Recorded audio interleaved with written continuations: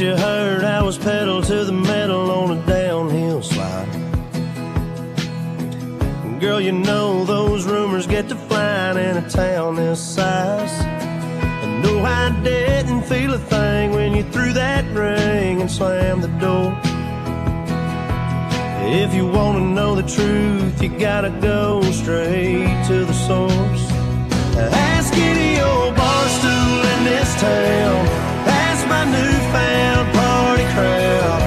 Sure, I take more Jack in my Coke now, a little more high in my smoke now. Sure, I stay till they're all long gone, and I take the long way home. But I ain't sitting around trying to drown the thought of you. Ask any old bar stool.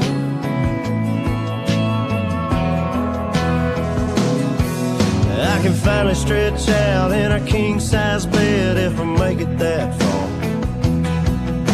But filling in all these blanks you left isn't all that hard.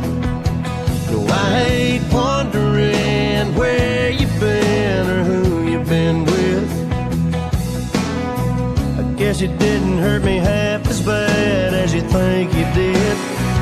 Ask any old bar stool in this town, my newfound party crowd. Sure, I take more Jack in my Coke now, a little more high in my smoke now. Sure, I stay till they're all long gone, and I take the long way home. But I ain't sitting around trying to drown the thought of you. Asking your bar stool.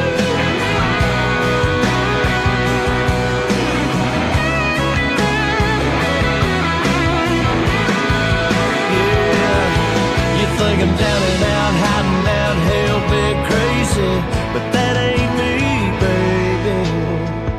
Ask any old bar stool in this town, ask my newfound party crowd.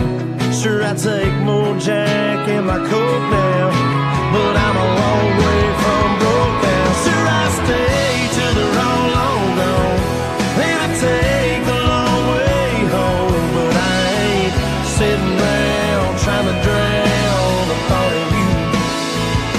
Asking your bar stool. Asking your bar stool.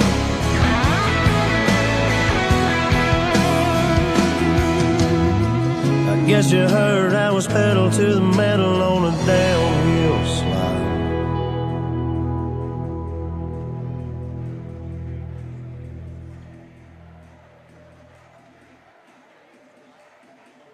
It's time now for Yellow Jacket basketball. The Yellow Jackets are looking for a great season for both the senior boys and senior lady Yellow Jackets. Everybody get your hands up.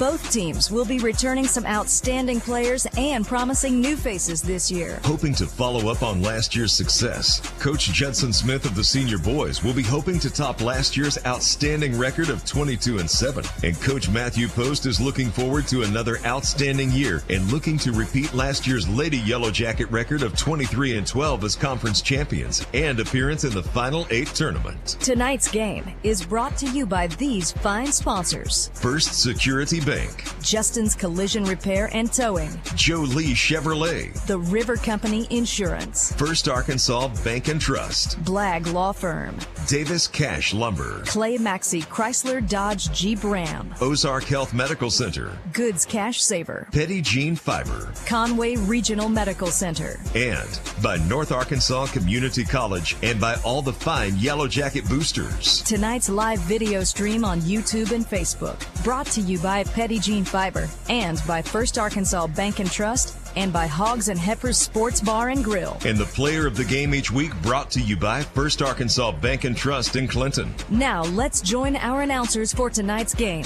KHPQ Sports Director Jeff Hall and producer-announcer Mike Hawley. Get ready for tonight's Yellow Jacket basketball action on KHPQ. Video production by Aaron Duhan.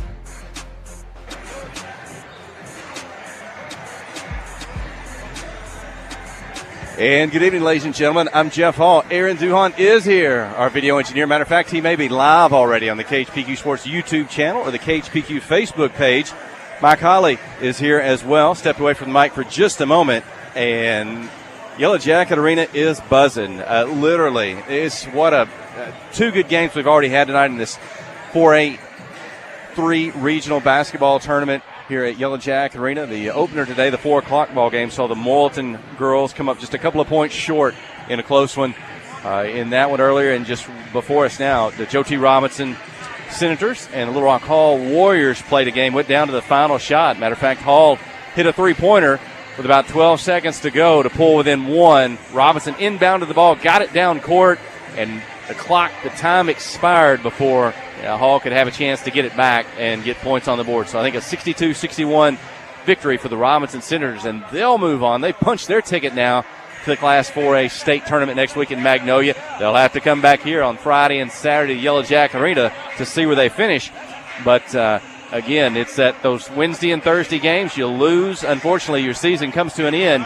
You win, you're guaranteed to play Friday, Saturday here at Yellow Jacket Arena, and then head off to Magnolia next week for the final 16 teams in Class 4A in the state tournament. So it is an exciting atmosphere. Boy, it's always fun when you get to host one of these at home, a regional tournament or a state tournament. Got a great crowd. Going to have a lot of folks from Clinton here tonight, so that'll make that much to better. Got a great hospitality room, Dare Hensley, and also Heather Dufran's in there, and Becky Dunn, and they're running that. I think the New Mexican restaurant in town, they've furnished the food for tonight, so folks are enjoying that from the other schools as long as Clinton. So good hospitality and good atmosphere here in Yellow Jacket Arena. We're certainly glad they're going to call this one for you. The next two games tonight, Clinton Senior Girls about to tip off against Fountain Lake, and then the nightcap, I guess, is a schedule for 8:30 if it's on time. It could be run a little bit late. It'll be the Clinton Senior Boys and E-STEM coming out of Little Rock. So good basketball teams, and a lot on the line tonight. Again, you lose, your season comes to an end. You win, you live to play another day. You know, how much fun it's going to be. I hope you can settle in for the next 3 hours. If you're in the area and listening, well, come on up and join us, and you'll enjoy live basketball here at the arena. So whether you're on 92.1 FM all over North Central Arkansas, if you're on the internet at www.khpq.com, anywhere in the world, just go to the homepage and listen live to the broadcast. If you're on a mobile device, a phone or a tablet, download the Hot Country KHPQ app from the Google Play Store or the Apple Store and live stream the broadcast tonight. And again, if you're watching from home or on your mobile device, it's the KHPQ Sports YouTube channel or the KHPQ Facebook page. Join the hundreds of people who watch the video stream of our broadcast for these basketball games. And Aaron Duhon got all that set up for you tonight for the broadcast. So certainly glad to bring it to you. We're about 3 minutes from this introduction of the starting lineups. Let's bring Mike Holly in and get you set for the tip. Hey, what a festive night here at Yellow Jacket Arena. And as I say, there's always magic in Yellow Jacket Arena. Hopefully tonight we'll have some more magic, as it'll be the girls up first here, followed by the boys. Winner take all. The winner moves on to the state tournament. The loser goes home. So, and a lot riding on the game as the Lady Yellow Jackets come in, probably playing some of their best basketball of the year. 13-16 on the year. Of course, a lot of that's a tough schedule. We played early. They went 4-4 in the conference, and they got the second seed. They've won 2 of their last 3 games. And their last game on Saturday night on senior night was a 55-22 win over Joe T. Robinson. Lexi Wallace led the way with 17 points, and Olivia Johnson with 14. Now, I think experience comes into play when you get into postseason play. Both the Yellow Jackets and Lady Yellow Jackets now expect to be in the regional. They expect to be here. And then it's to earn your way to the state. If you look at the last several years, the Lady Yellow Jackets, 2021, 2011, 2022, Final Four, regional champs, 31-5. 2023, Elite 8, conference champs, regional champs, 25-7. And last year, the Elite 8, and went 23-12 on the year and went 2 games deep into the state tournament. In fact, since Coach Post got here, the Yellow Jackets are 9-3 in regional tournament games. That's experience, that's confidence, and we're looking for that tonight as they will take on the Fountain Lake Lady Cobras. And the Lady Cobras come in tonight with a record of 14 wins, 11 losses on the year. They went 7-3 in their conference. They finished third behind Mills and Eastham. They've come in tonight winning 4 of 5, and they are 7-4 in true road games this season. Look at some of their scores. Back on January the 7th, they played Pulaski Academy within 14. On February the 14th, they beat the number 2 ranked team in the conference, Eastham, 58-45, so they have some good wins. They lost to Mills, the conference champion, 68-36, but the second time they played, it was 44-34. So they have seemed to have improved as the year goes on. Last season, 10-16, 6-8 in the conference, and lost in this first game of the regional tournament. So I think, as we were saying, confidence. Lady Yellow Jackets been here. They expect to be here every year, and they're 9-3 in their last 12 regional tournament games. And so hoping that helps to carry them tonight. Fountain Lake, just a little bit of a scouting report. The post player is supposed to be pretty good, the interior player for Fountain Lake. They are a fairly young team. They start 3 seniors, a sophomore, and a freshman, and they have 3 seniors on the roster, no juniors, 3 sophomores, and 6 freshmen on the roster. So you got a predominantly young club in Fountain Lake. They got to go on the road. They got to play here at Yellow Jacket Arena, and a great home crowd for the Jackets, and a great student section tonight for the Yellow Jackets. And as you look down into that southern end zone, you see a lot of red, white, and blue. It's Captain America night, Jeff Hall, here at Yellow Jacket Arena. And hopefully the superheroes will come through tonight, and the Lady Yellow Jackets can punch their ticket to the state tournament next week in Magnolia. We've already had a couple of games today. They've both been good ones, both 2-pointers, as Eastham girls survived Morrilton by 2 points. And just moments ago, Robinson beat number 2 ranked Little Rock Hall by 2 points, and that was quite a ball game and a lot of intensity in that one. Hall led most of the first half. Robinson got back in it in the second half, and then Robinson held them off at the end. And we have had 2 barn burners tonight, and hoping the Yellow Jackets can rise to the occasion here as Brian Henderson, the lights go out, and Brian Henderson introduces the Yellow Jackets starting lineup here. And we're just moments away from the tip-off. Glad you could join us on the Yellow Jacket Sports Network, KHPQ 92.1, and the live stream, both YouTube and Facebook. We expect a large crowd from around the county, state, and country tonight tuning in for Yellow Jacket postseason basketball. And Coach Matthew Post in his 5th season, assisted by Tammy Johnson, and looking to make another trip to the state tournament tonight. The Jackets be going with their usual starting lineup, and they will be the 2 seed versus the 3 seed Fountain Lakes. The Yellow Jackets will be the home team on the scoreboard. Hey, man. See ya. And Fountain Lake will be dressed in purple uniforms trimmed in gold with Lady Cobras across the front of the uniform.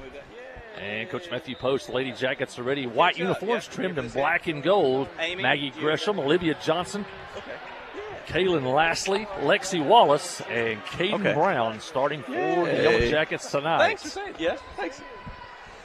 And we're ready to go. The officials have taken the floor. The Yellow Jackets in a home white trimmed in gold. Fountain Lake, the Cobras, dressed in purple trimmed in gold. It'll be Maggie Gresham, the senior, going to jump center. Lexi Wallace, Olivia Johnson, Kaylin Lastly, Caden Brown, and the Cobras control the tip. And quickly, Yellow Jackets in the backcourt going to apply pressure. And Olivia Johnson, a bump there, and she's going to pick up a quick foul to start the ball game. And then it looks like Clinton will drop back in a zone defense now. We'll see what Coach Matthew Post has drawn up for his girls tonight. Here comes Fountain Lake, cross midcourt, into the front court. Going to work it around the three-point line. Left to right, look inside, not there. Tipped out into the backcourt by Lexi Wallace. It'll go out of bounds. Keep it with the Cobras. Good hustle by Lexi Wallace. She tried to run that one down. Just ran out of room. My favorite thing, Sean Hastings. When it says green and good, Sean, the IT man, is keeping us up and rolling here. Hannah North, Emma Riley for the Cobras. Out front, they'll try to get into a layup. McKellar can't do it, and they're going to turn it over. 7 minutes, 30 seconds, opening quarter, no score. Yellow Jacks to inbound the ball. Cobras in the backcourt, going to apply pressure at least on a couple of players. Let's see if that stays. If they're going to go a triangle and two, or a man-to-man, it'll be a man-to-man. Last aggression inside. Get help, double team, triple team, blocked from behind, foul called, and quickly Maggie Gresham go to the free throw line. 2 shots coming up. You know, just watching the first few seconds here, I think this will be a game if the Jackets can jump out early. Fountain Lake right now looks a little shaky in the surroundings here at Yellow Jacket Arena. And Maggie Gresham, the first points of the ball game from the free throw line, the senior. North Arkansas Community College commit, as is Maggie. And, you know, she wants to win and live to play another day here in this postseason basketball. She knocks down both free throws, an early 2-point lead. Free throws big anytime, really big in the postseason. And Clinton drops back in the zone. Allie Overton also out for the Cobras in the corner. Cross-court pass, get it down low to McKellar. She'll try to spin on the block. That puts her behind the basket. The shot will go up, but it's off the rim. Rebound by Caden Brown. She'll keep the dribble. Left hand, right hand, bring it up the court. The Cobras retreat. She's going to drive down. Can't get to the lane. She'll turn back out behind the three-point line. Picks it up, needs help. And Gresham, free throw line, spins in the lane. Shot up middle 4, bounces around and drops through. Gresham for the field goal. She's got all 4 for the early lead. Really good move. Gave him a little bit of a left look and then spun back to the right. Really smart play by Maggie Gresham as she split 2 defenders. And the Cobras, again, work it from left to right. It's maybe they want to get it inside, but Yellow Jack's not letting them do that yet. They got a number 5 for the Cobras. They don't have a number 5 on my roster. We'll have to find out who she is. 3-point attempt won't go. Rebound by Gresham. And the Cobras retreat. Oh, there it is. That's Bailey Hodges, number 5 for the Cobras. Caden picks up her dribble. Closely guarded. Bounces away. Now she'll pick it back up. She's going to dribble, get to the lane. Down the middle of the floor. Ball knocked loose out of bounds. Keep it with the Lady Yellow Jackets in front of the student section there. The Clinton Cheer Squad. And a big crowd in the end zone tonight for the Yellow Jackets. Looks like they're really chasing Olivia Johnson and Lexi Wallace around. Inbound the ball, Lexi Wallace. Junior for the Yellow Jackets, Olivia Johnson. Set for 3, left side, won't go. Back of the rim, tipped up. Johnson tries to come up with the rebound. It's knocked out of bounds by Fountain Lake. Keep it with the Yellow Jackets. Kaylin Lashley challenged the rebounder and knocked it out of bounds off of Fountain Lake. Sometimes just challenge the rebound and maybe you'll get it. And she did there. Wallace in the corner of Johnson. She got behind a screen. She's open. Her three-pointer's good. Olivia Johnson. It's Clinton 7, Fountain Lake 0. Great inbounds play by Matthew Post. And she was wide open coming off the screen in the corner. And he put in some inbounds plays that we haven't done since back in November, December. Three-pointer attempt by Bailey Wallace won't go for Fountain Lake. Clinton's got the ball down the floor. Caden Brown pulls up behind the three-point line. Her shot up, won't go, off the rim. Gresham with a rebound. Tipped away, loose on the floor. Fountain Lake comes up with it. Going to dribble right side of the lane. Knocked out of bounds by Lexi Wallace. And saves a layup. And Fountain Lake to inbound from the baseline. Yeah, good hustle. Knock it away low. Don't have to foul. Don't have to challenge the shot there. Coach Matthew Post on his feet, the end of the Yellow Jacket bench, directing his defense. Pass inside. McKellar. She'll kick it out. And it gets loose and out of bounds. A turnover and back to the Yellow Jackets with a 7-point lead. That's 3 times now Fountain Lake has had trouble just passing and catching the basketball. Early jitters here, I think, for the Lady Cobras. And you can see them chasing Lexi Wallace here on the near side. And Olivia Johnson almost in a triangle in 2. And they try to get back to Lexi. It's knocked away, but she'll recover the ball. Right, left, in the dribble, up high to Gresham, turn on the block, spin, gets by a defender, shot up, won't go, and rebound to McKellar and the Cobras. 4:50 in the first, Clinton 7, Fountain Lake 0. Cross midcourt, Hannah Norris with it. She's playing pass and catch. They get it to the left side. Bailey Wallace, swing it back to the right. Into the corner, not there. Again, left to right behind the three-point line. There's a shot. It's up. Won't go. Long off the rim. Into the corner. McKellar's going to chase it down. Comes up with it. Pass inside, on the move, shot up. Basket will not count. Foul on the floor. Foul on the floor. Cobras to inbound with 4:24 to go in the first quarter. 7-point lead. I'm not sure they did.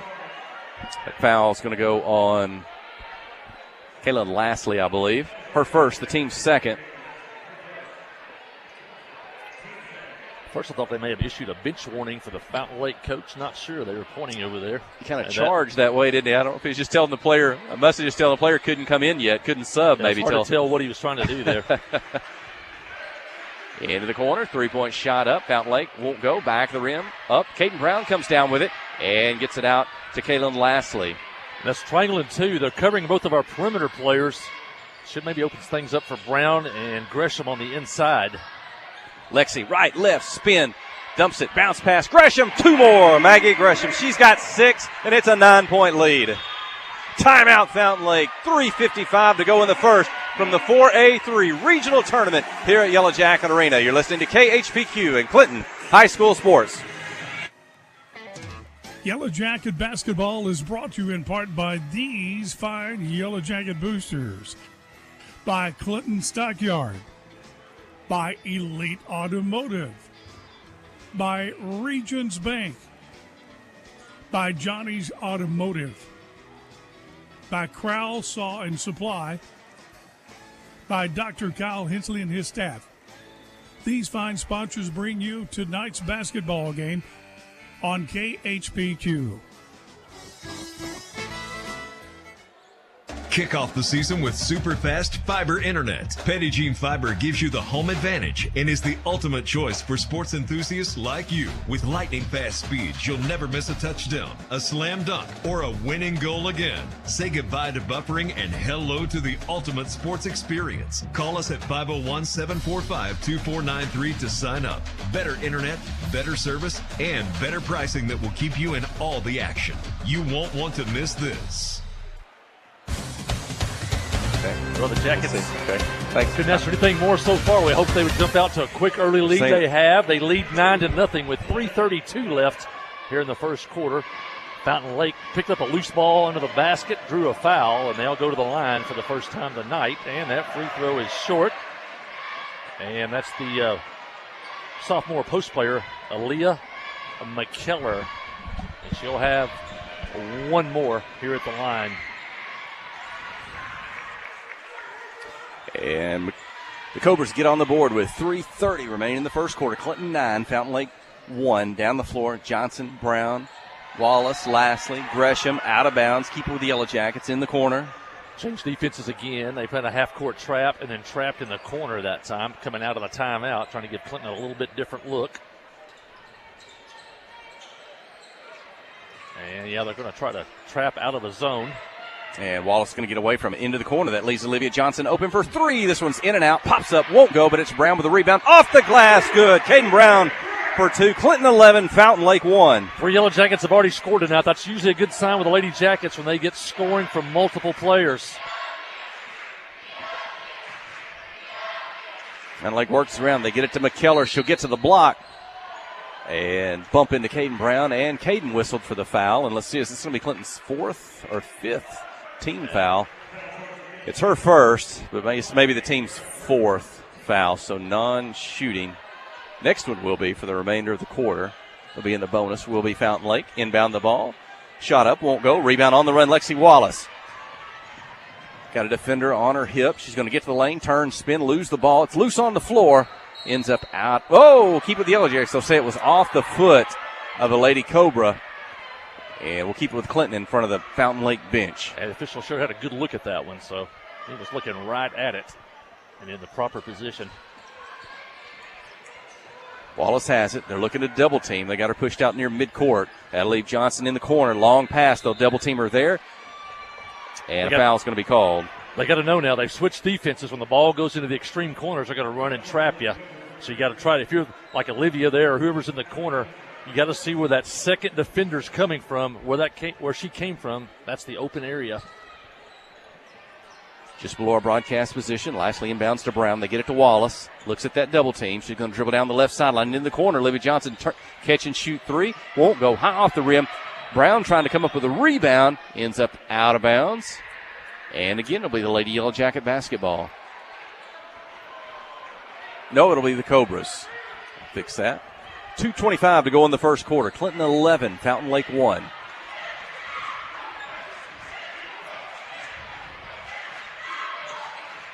Gets McKellar on the lob to the block. She'll set herself, shoot, won't go. Falling away. Gresham takes it out of the air. Off to Lexi Wallace. Long pass ahead to Johnson behind the defense. Up, shot, won't go. Caden Brown with the rebound. They'll foul Caden on her shot attempt. 2 free throws coming up. Great pass from Lexi Wallace. She threw it perfect where Olivia Johnson could catch it and shoot it without a bounce because she had a defender right on her. It didn't go, but great hustle by Caden Brown to get the rebound and get to the free throw line. And the Yellow Jacket post players have done a good job tonight on the big girl for Fountain Lake on the inside. If they have not given ground, they forced her to have to shoot from where she catches it, or they've kind of forced her up behind the backboard. So they've done a good job. Brown, Gresham on the inside for Clinton. And Caden goes 1 for 2 at the line. Her third point. 12-1 is the lead. 2 minutes, 5 seconds to go in the first quarter. In Fountain Lake, of course, and Lexi Wallace comes up, tipped. She's got it down the floor. Got a couple defenders. Left side, turns, spins, stays in the lane. A lot of traffic, needs help. Back out. They'll get it to the corner. Lastly wants to drive. Dump it to Gresham. Kick it out. Caden Brown behind the three-point line. Shot up. Won't go. Rebound. Wallace has it. Couple defenders. She'll dribble out behind the three-point line. And Caden Brown set for a three. Right side blocked. Out of bounds. Belongs to Clinton. I'll tell you another good sign tonight. The Yellow Jackets are rebounding. They're getting almost every rebound on the defensive end, and they're getting up offense. They're getting offensive rebounds, which a lot of times, we get out-rebounded sometimes. But tonight so far, doing a really good job on the boards against Fountain Lake. Inbound deep to Brown. Back to Johnson. Her three won't go. Off the rim. Tipped. Foul called. And I think this one's going to go against the Lady Yellow Jackets. Maybe Maggie Gresham.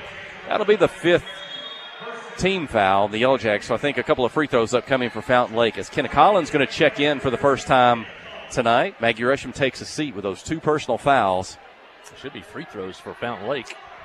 They're throwing the ball inbounds. And nobody's realized that yet. And now they do. Official says that was the 5th team foul. It was not an offensive foul in the Yellow Jackets. It was a foul trying to come up with a rebound. So 2 free throws for the Lady Cobras. Yeah, the only negative in the quarter for Clinton would be the fouls. Maggie with 2 now. The team with 5.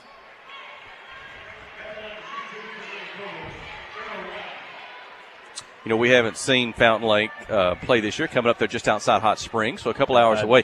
Seems like you were talking about doing a good job inside. It almost makes you – they're not a dribble penetration team. It looks like every time down the floor, maybe 4 players behind the three-point line, and they'll work it left to right and back and forth. Maybe they're looking inside for that post player to get open, kind of like we did years ago in that style of basketball. And if McKellar's not open on the inside, they're just passing around behind the three-point line, not dribbling in and trying to draw the defenders.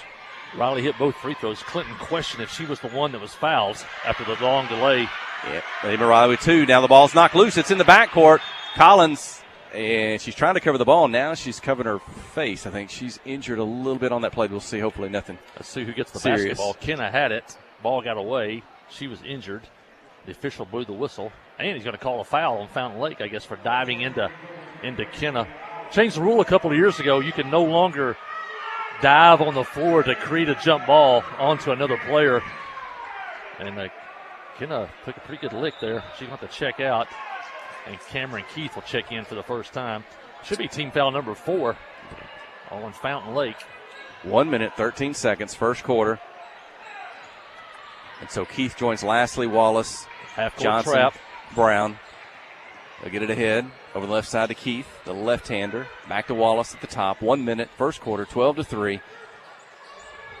A little bit of high post by Brown. Catches there, gets it to Johnson, breaks to the basket, gets the block, fouled by McKellar. Olivia Johnson, 2 free throws. Good ball movement, but the ball got in the middle at the free throw line. It really breaks down the zone defense, and Caden did the right thing. Catch it, turn, look. You don't have to put it on the floor yet. She caught it, turned, looked, and saw a flashing Olivia Johnson going down the baseline.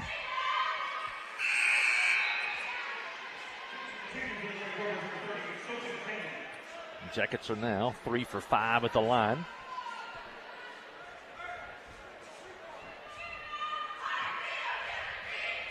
Second free throw coming up.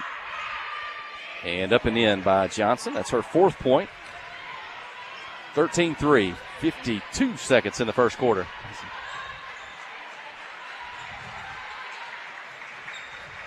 Into the corner, drive the baseline, couple defenders, and Caden Brown running with her. And not much there, but I think she's going to be whistled for a foul. That'll be 2 free throws for the Cobras. Not much there, especially when there's teams already in the bonus situation. She'll get to go to the line there.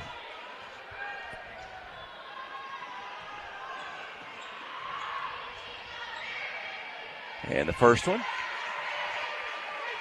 Up and in. It's Allie Overton, number 32. So 4 points by the Cobras, all from the free throw line. Trailing 13-4. And the second one, good as well. Inbound the ball, Wallace. And a little bit of a zone press, but not till you get near midcourt. And Wallace gets it across, beats the defender. And the ball's going to get high on her on the dribble. I don't know if she meant to do that or if it just got loose a little bit. They're going to call carrying the basketball. I think maybe the defender was coming in on her left side. Might have caused that, trying to have to dribble a little bit higher to get around her. But Jackets need to stop here. Don't want to let Fountain Lake ease back in the game after you had an 11-1 lead. Fountain Lake yet to make a field goal with 20 seconds remaining in the quarter. Drive the baseline, left, right, spin, reach in. Lashley tries to take it away. Ball's knocked loose. Cobras get it back. 12 seconds on the shot clock. Behind the three-point line. Shot is up and good. There's the first field goal. It's a 3-point field goal by Emma Riley. 13-8. Cobras closing the gap. Final seconds, and Clinton can't get a shot off in time. But it's the Lady Yellow Jackets, 13, the Fountain Lake Cobras, here in the opening round of the Class 4A3 regional tournament here at Yellow Jacket Arena. Stay with us. You're listening to KHPQ and Clinton High School Sports. Adventure awaits, and with the all-new lineup of Chevrolets, those adventures can become reality. Jolie Chevrolet has the best lineup of cars, SUVs, and trucks ever. Why go from A to B when imagination can take you everywhere? And remember, when you need service work, Jolie's service department can keep your Chevrolet running like new. Make your best deal today at Jolie Chevrolet in Clinton. Find new roads in your new Chevy vehicle. Hi, I'm Dr. Brian Head, an orthopedic surgeon. Conway Regional is expanding access to care at their Clinton Medical Clinic.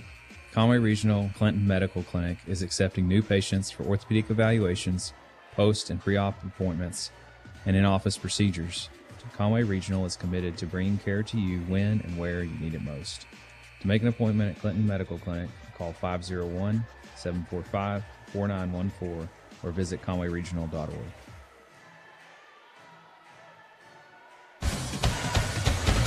Yeah, back here at Yellow Jacket Arena, first round of the 4A regional tournament. Jackets lead 13-8. They jumped out to a 9-0 lead and led 11-1.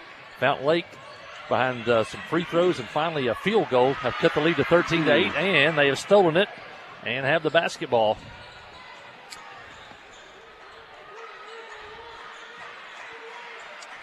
And they'll look to McKellar. She's got a double team, one front, one behind. She'll get the block shot up and in. And her first field goal line, McKellar. And just like that, it's a one-possession game, 13-10. It was 12-1 at one point. But a run by Fountain Lake. Lexi Wallace, field goal is up. Three-pointer, won't go, bounces around. Brown, McKellar, tied up. Alternate possession will go to Fountain Lake. They'll have a chance to possibly tie, this time down the floor. I talked during the break, this is a game you hate for Maggie Gresham to get in foul trouble. She's out right now with 2, but this is the type of game she could probably dominate on the offensive end. And Lashley knocks it away. Kenna's got it. There's a couple defenders. She's going to try to get by one, draw the foul as she took it to the basket. And official says on the floor, non-shooting, Clinton basketball from the baseline. That was all Kaylin Lashley on that one. And when Fountain Lake traps on the perimeter, Maggie's a great outlet safety valve to get the ball to her on the inside, and she can score in there with it. And they want to double team Olivia Johnson. She finally clears. Very aggressive defensively as Fountain Lake. Cameron Keith reach in foul on the Cobras. Second of the quarter. Clinton from the baseline. Yeah, we've seen Fountain Lake with a couple of 3 different defenses, a couple of different presses already here in the ball game. And once again, the official has something to say to the Fountain Lake coach. And Kenna Collins will return. Got a breather there. She went down hard on the floor, but she's back in. Cameron Keith out and looking for the inbound play. And no, swing it or hit it hard across court to Kenna Collins. It's knocked loose. It's back to the midcourt. It's loose, and I think they're going to call Collins for the foul, trying to come up with a basketball on the floor. So fairly tight game called thus far. And they talk about sometimes when you get to the regional tournament, the state tournament, you get down to the end, they let it go a little bit, let you be a little bit physical. This one fairly tight. 13-10 is the score. Fake the 3, travel, trying to make the move to the basket. Back to the Yellow Jackets. Well, you're going again on offense. The presses and the traps have kind of got us kind of chaotic on offense as far as running sets. Good job there to getting the ball into the middle. Lastly, a runner shot a little bit hard off the glass, but Collins for the offside rebound. Back to Lexi. Her three-pointer won't go. Johnson's got the rebound. A lot of traffic. Cross court. Trying to swing it. Lexi's going to try. Bounce to Johnson off the glass. Good. The assist and the score. The drive and the assist. Perfect by Lexi Wallace. One of Class 4A's top players. A couple of those girls, Olivia Johnson and Lexi Wallace. And McKellar's going to be fouled by Lexi Wallace on her shot attempt from the block. She'll have to earn it from the free throw line. Team's third. Lexi Wallace, that's going to be her first personal foul.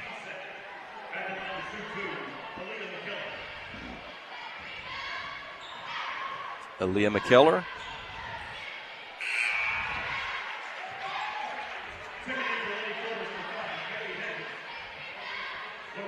McKellar hits the first one.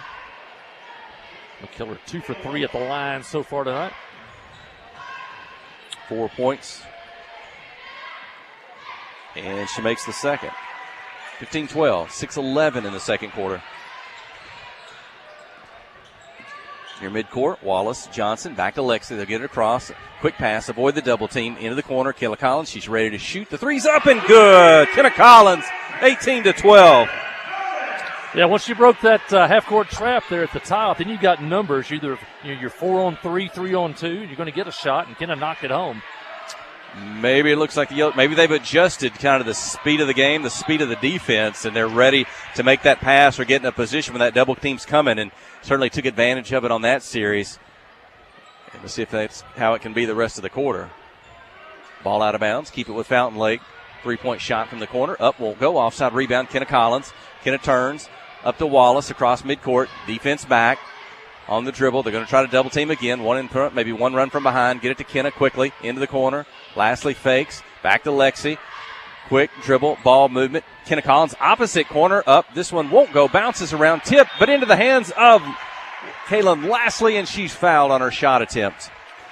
Well, Clinton's coming up with every rebound. I think we talked about that earlier. Yeah, Kane Brown had a great job. She got inside position on McKellar down there. So McKellar went over the top of her, had to try to knock it away and knocked it right into Kaylin Lastly's hands. He was in the right spot at the right time. And Kaylin gets the first. That's her first points of the ball game. Fifth player to score. Jackets 5 of 7 so far at the line tonight. 19-12. Second one makes it 20-12. 5:21 in the second quarter. Clinton has not trailed in the ball game. Fountain Lake's been as close as, 3 since Clinton got on a run to start the ball game. Behind the three-point line, shot up, won't go, bounces around. McKellar for the rebound. Collins reaches in to take it away. And officials confer, and they're tied up. Alternate possession to the Yellow Jackets. I thought for a moment there that was going to be a tie ball, but officials going to say, no, did somebody else call a foul? But they're tied up. Good physicality by Kenna Collins. Now kind of a 2-2-1, another press here. Quickly, they beat it. Brown to Collins on the drive off the glass. A little hard, won't go. McKellar with a rebound. Lee. Boy, he had the right play, right ball movement that time, but just didn't finish. Shot up, and Kaylin Lastly trying to take the charge. Technical foul on the Yellow Jacket bench. Collins with a foul, 2 free throws, and I think a technical to come. Bang, bang play there. Wow. He was quick with the trigger on the technical. After and Coach Post, he just realized they called one on him. I don't think he did at first. He's saying, me? What? He's getting an explanation. Wow. I didn't see his reaction. I don't know if he said anything or just the official immediately called a technical foul. And Coach Post didn't catch that. After having to have discussions with the Fountain Lake coach on 2 separate occasions here in the first half. 1 for 2. They whistled Allie for a Overton. technical foul. Maybe he was out of the box. Maybe he was out on the floor. And that free throw up, is that Allie Overton or is that Bailey Hedges? 32 and 22. It's hard to see their numbers, the long hair. I don't think that's either one. I think that is number 5. That's number Hedges. 5, Bailey Hedges. So 20-15. Jackets now have gone 1-3-1 zone defense. Lashley working the top.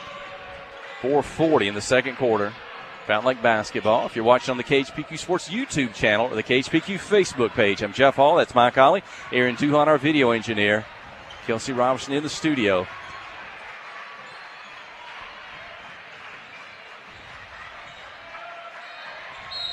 And a travel and a turnover by the Cobras. Those free throws into the Yellow Jackets 5-0 run. Jackets trying to reassert control here. Again, quick passing against the press. And the whistle. Hayden Brown had it. She was trying to spin in traffic and make a pass. Guess the officials say she picked up her pivot foot. Whistle the travel. 4 minutes, 10 seconds, second quarter, 5-point lead. Clinton pretty aggressive defensively, and Fountain Lake, ball out of bounds, and it belongs to the Yellow Jackets. On that last play, the Yellow Jackets once again try to get the ball in the middle of the press, which they need to do. Fountain Lake overplayed it. You might do a pass fake into the middle and then go right down the sideline. Coach Post trying to get his players in position against that defensive press. Lashley the double team quickly over to Wallace. She'll dribble away, back up a little bit, try to create some space, keep the dribble. Going to get inside. She gets the lane, splits defender, scoops it up. Off the glass, it won't go, but she's fouled, and that'll send Lexi Wallace to the free throw line. Good job by Lexi. Being chased by 2 defenders. Got by him, got in the lane, drew the foul. She's looking for her first points of the game tonight. And she gets it. Yeah, Fountain Lake gambling on defense, trying to force you to turn it over. You hang on to it. You can use that aggressiveness against them. So both free throws by Lexi Wallace. And makes it a 7-point lead. McKellar exits the game. She has 2 fouls. And Fountain Lake just got a lot smaller. And Lashley's all over Hedges defensively, and she's going to be whistled for a foul. Team's 5th, and so it looks like the Cobras will be back to the free throw line. A demonstrative Fountain Lake coach over there. And we've already been whistled for a technical. And once again, Fountain Lake's going to be shooting free throws. The Yellow Jackets 5 fouls once again midway through the quarter, just like the first quarter. First of 2 is up and in. I think what that means for Coach Matthew Post, I think he has to, I guess he can get up on occasion, but he's supposed to remain seated after that first technical foul. If he were to pick up a second, he would be disqualified from the remainder of the ball game. But second free throw in and out, won't go. And a rebound, the Yellow Jackets, and they're going to turn it over, trying to get it up the floor quickly. Still no numbers after a missed free throw. 22-16. Take care of the ball. That's the score.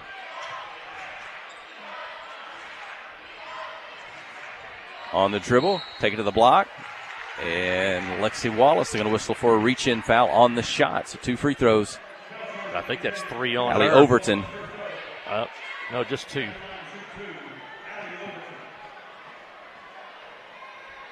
And is that her third personal foul, Mike Holly? For Lexi Wallace? Well, we've not seen that many times this year.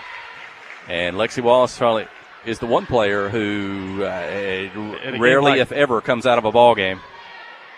she's the type of player in this matchup that you can't lose to a forward because of all the ball handling pressure Fountain Lakes tries to apply. And you can see all the free throws they've shot in the first half. 2, 4, 6, 8, 10, 12. They've already shot 16 free throws in the first half. 3:14 in the second quarter. Ball out of bounds. Clinton has it back midcourt. Collins on the drive, gets in the lane. Left-hander shot won't go off the back of the rim. Tipped around. Fountain Lakes got it. They can make it a one-possession ball game. They trail by 4. 3 minutes in the second quarter.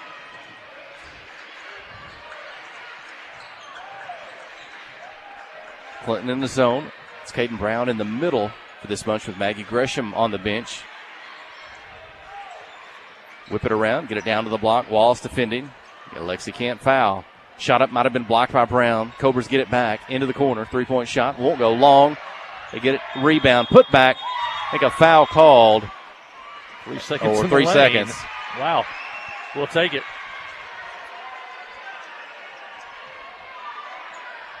What's the call? Once the shot's in the air, does the 3 seconds stop? 3 seconds doesn't keep going once the shot's no, in the air. Starts all over. Okay. Another turnover for Clinton. 2:20 across midcourt. Ball in front of the Yellow Jacket bench. Off the foot, it's loose on the floor, and Caden Brown takes it away. Caden up the floor. She's got a defender on her left hip. Picks up her dribble. Back to Wallace. Quick shot in the lane. Won't go. Tipped high in the air. Chasing it down. And the Cobras come up with it. Under 2 minutes in the second. Kind of like maybe see Lexi just push that one all the way to the basket. 3-point attempt. Left side. Long. Won't go. Trying to go out of bounds. And Fountain Lake's going to step out of bounds. Trying to come up with it. Back to the Yellow Jackets. This is really a fast game. It's not always an up and down layup, fast break against the press, but it seems like the aggressiveness defensively as Fountain Lake has just sped everything up in the game. It's made it chaotic on the offensive end. Can't really get into our sets. Right now they're showing a 1.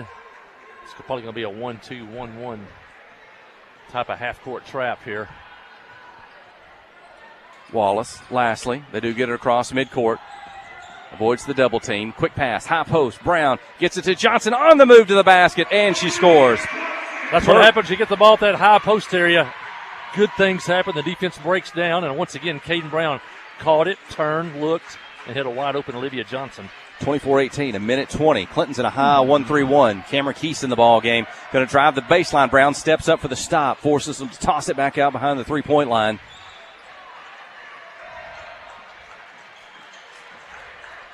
And there's a three-point attempt. Just left to the top of the key. Good. 3-point basket. 24-21. Yellow Jacket lead. Cut to 3.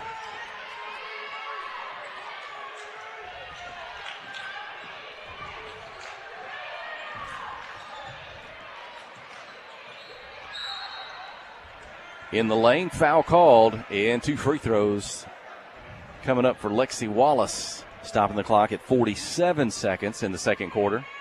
This will be the 11th and 12th free throw for Clinton. I think I said Fountain Lake's already shot 16 already here in the first half.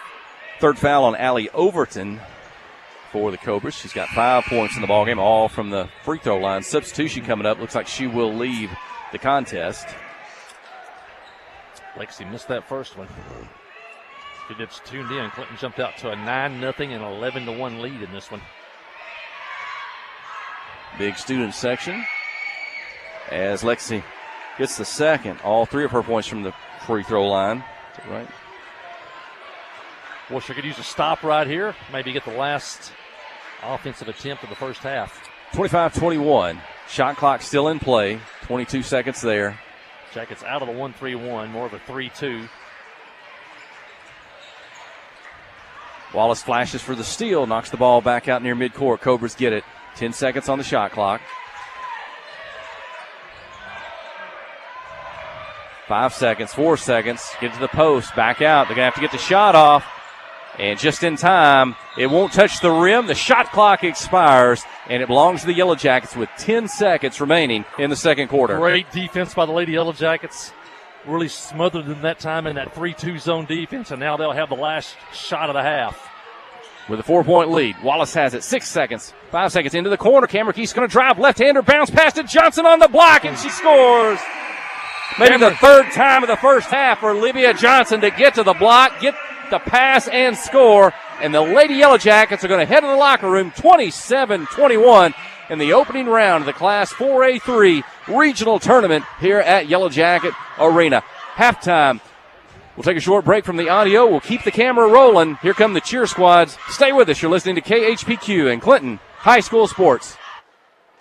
Steve Good at Goods Cash Savers says you can learn a lot about life by playing sports. You may never be the biggest or the fastest, but you can always try to be the very best and give 100%. And that's what they do every day at Goods Cash Saver. Even though they don't have the biggest building, they try to have every item that you might need in groceries. They also overachieve every day in their meat department. So when you're looking for a place to shop, give Goods Cash Saver a try. A supermarket that cares about you and your community and says, go Yellow Jackets. Yellow Jacket basketball is brought to you in part by these fine Yellow Jacket boosters, by Main Street Florist, by Joe and Hash, Troy Groszowski with Edward Jones of Clinton, by Carrie Renfro of CMG Home Loans, by Susie Allen Salon, by Meller Sanitation, by the Webb Family Auction. These fine sponsors help bring you tonight's game.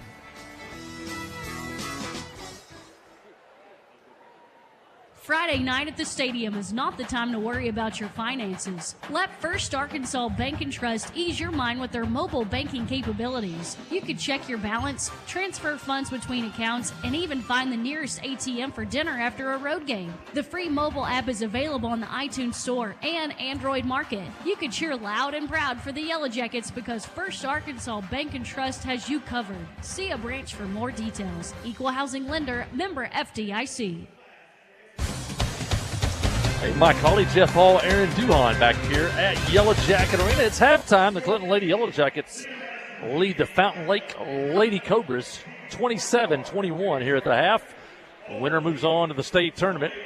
The loser's season comes to an end, so a lot riding on this ball game tonight.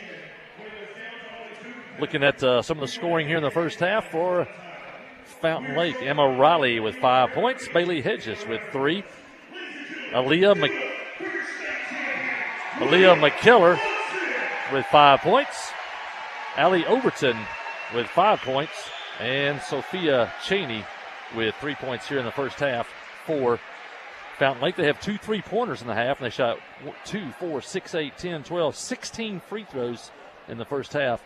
And they were 13 of 16, so that's definitely kept them in the ball game at the free throw line. For the Lady Yellow Jackets, Maggie Gresham with 6 points, all in the first quarter. She picked up her second foul. Coach Post took her out. We got through the second quarter without Maggie and still have the lead, so she'll be able to come back in the third quarter with only 2 fouls. I think she could be a big difference in this game tonight on the matchup side. Kaylin Lashley with 2 points, both at the free throw line. Caden Brown, she has 3 points. Lexi Wallace, 3 points, all at the free throw line. They have definitely been hounding her all over the floor. And we saw a little bit of triangle and 2 on her and Olivia Johnson earlier tonight. And by the way, Olivia Johnson leading all scorers tonight. She has 10 points here in the first half. Yellow Jackets have 2 3-pointers in the first half, and they went to the line 2, 4, 6, 8, 10, 12 times tonight so far. And Lady Yellow Jackets are 9 of 12 for 75% at the free throw line. And so I want to talk about earlier tonight, it was the Morrilton Lady Devil Dogs gave number 1 East Stem all they want, or number 2 East Stem all they wanted, but East Stem came away with a 2-point victory. And in the game prior to this one, it was the Joe T. Robinson Senators upsetting number 2 Little Rock Hall tonight, and by 2 points. So we had 2 really good games here to start the night, and tomorrow night, or the nightcap tonight, it will be the Clinton Senior Boys, of course, taking on a very good East Stem Mets team tonight. That'll be coming up next, so don't go anywhere on tonight. Lady Yellow Jackets win this one. We'll play at 7 o'clock tomorrow night against Little Rock Mills. And if the boys win tonight, they'll move on and play at 8:30 tomorrow night against also Little Rock Mills. And so half of one down here, one to go tonight. Hopefully the trend will stay and the Yellow Jackets can win this one. As I said, they lead 27-21 at the half. Booster Club, we got donkey basketball coming up in about a month or so. Want to let everybody know about that.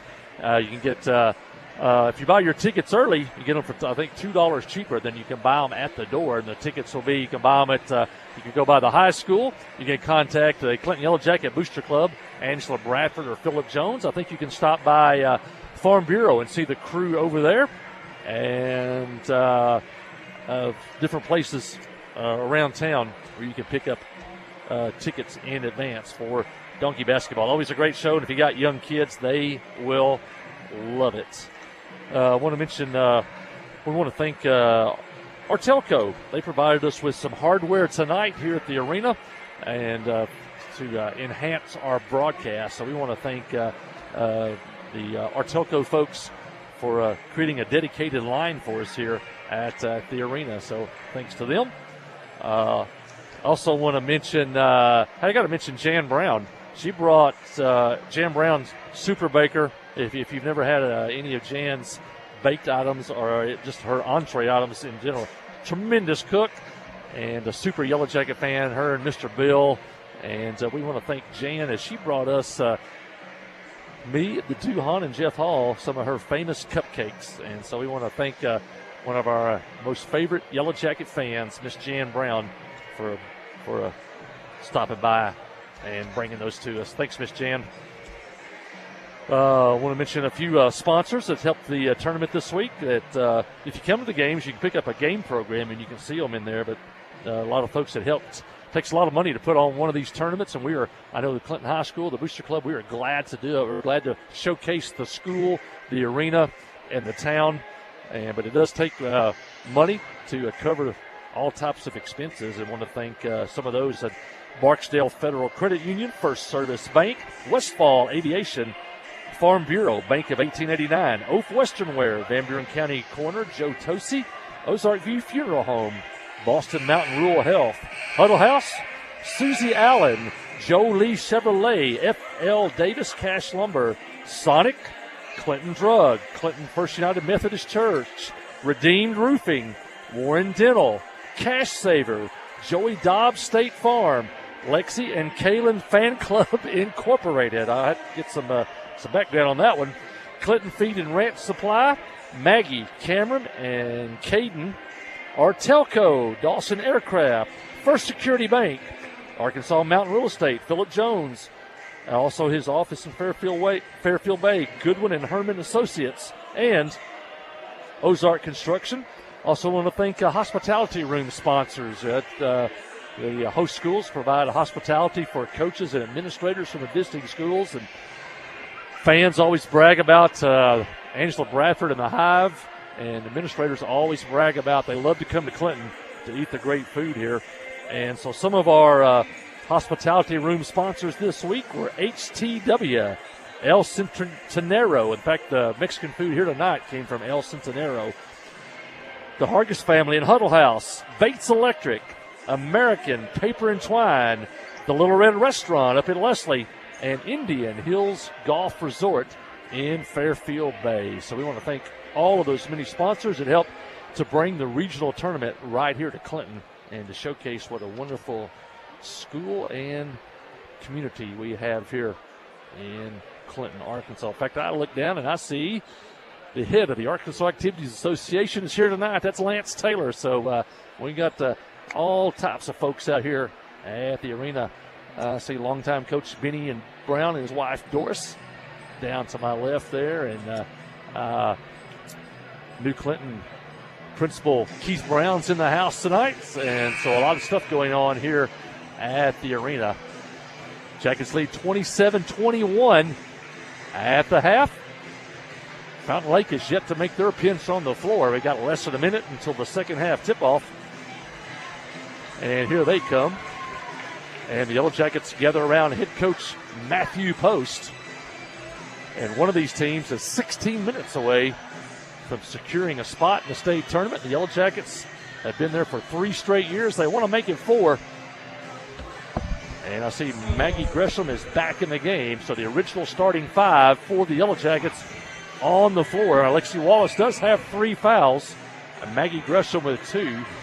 Fountain Lake will have the basketball to start the second half. Great crowd here at the arena. Yellow Jacket fans, as they always do, they have showed up in numbers.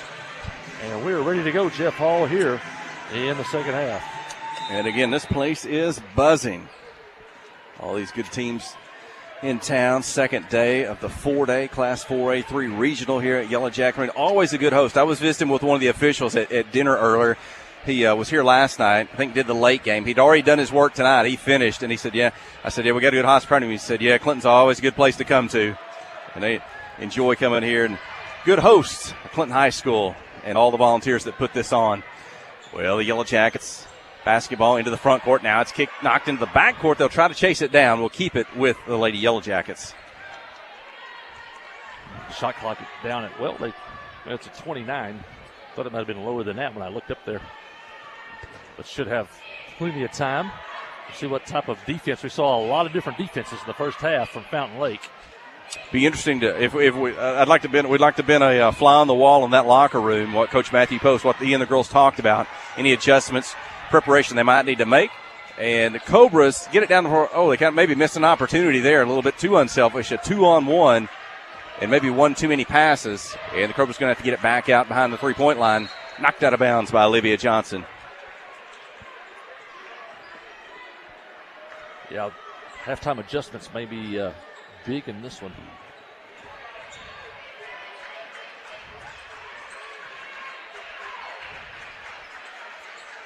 Jackets open that 3-2 zone. We saw it toward the end of the first half, and we saw it at the start of the game, and Fountain Lake's going to roll it out of bounds. Clinton jumped out to a 9-0, 11-1 lead in this one. And there's that kind of a diamond half-court trap. Good job there. Don't cross midcourt till you have a place to go with it. Kaylin was perfect on that. Try to get inside to Gresham, but the bounce pass is picked off by McKellar. Yeah, a little late on the entry. Still no score here in the second half. The lead still 6 for the Lady Yellow Jackets, dressed in home white, trimmed in gold. The Cobras in purple, trimmed in gold. Big student section tonight. Carter Hollins come out and joined the student body. And jump ball. Alternate possession to Clinton. That's Captain America night in the end zone. The movie just out. If Carter Holland was Captain America, in that victory over Pulaski Robinson last week, and let's see if he can do that again tonight in his regional opener, the senior for the Yellow Jackets. They get it to Caden Brown. She's going to drive the lane up and off the glass. Good. Caden Brown for 2. Once again, ball entered to the high post. Good things happen. We've had about 3 assist passes down the baseline that time. They backed off. She just took it right to the basket. That's the weak spot of his own defense when you get the high post, because you can go 360 degrees any direction. 3-point attempt from the right wing, off the rim. And on the offside, Lexi Wallace has it. Down the floor quickly. Gresham in the lane. Shot up, won't go, but she's fouled. Maggie Gresham to the free throw lane. I think that's where the night started. She did a couple free throws to get things going for the Yellow Jackets. Had a couple of field goals. She had 6 points before she went to the bench with 2 personal fouls in the first half. And now she's back to the line here early in the second half. Yeah, I really think this is a perfect matchup for Maggie Gresham. The style of play, the trapping on the perimeter, and allowing, she would be the outlet, and she's the outlet who can turn and score. And so she hits the first free throw, and Fountain Lake immediately takes a timeout. Looks like maybe a 30-second timeout. We'll keep it here. I'm Jeff Hall. That's my colleague, Aaron Duhon, our video engineer. Kelsey Robinson in the studio. And a big crowd here on the home side of Yellow Jacket Arena. A lot of black and gold. And again, it's one of those nights I was telling some folks just visiting just now, the arena's such a big place. And Clinton always has a big crowd, but sometimes there's some empty seats. You can't fill up a 2,000-seat arena on a regular game, but it's really fun when you have a tournament like this. You got a lot of folks for the other teams all around the stadium that And just the noise and the folks around, and it's a good atmosphere for regional tournament basketball. Like I said, the students in the end zone down here. That's East End. They brought students a fan bus out. They've been here since 4 o'clock this afternoon. Maggie misses the second. So 30-21 is the Yellow Jacket lead. Got as close as 3 in the first half. Clinton's got it back to 9. They'll get it to the block. Shot up, contested, won't go. Loose in the lane. McKellar has it. She'll toss it back out to a teammate. 3-point shot, won't go. Back the rim. And tips. McKellar gets it and puts it off the glass. Good. Aaliyah McKellar. And she has 7 points now. Johnson and Wallace cross midcourt. Remember, Lexi Wallace playing with 3 personal fouls. Good pass. Yep. And Caden Brown's going to be fouled on her shot attempt. Off the pass by Lexi Wallace. 2 free throws upcoming.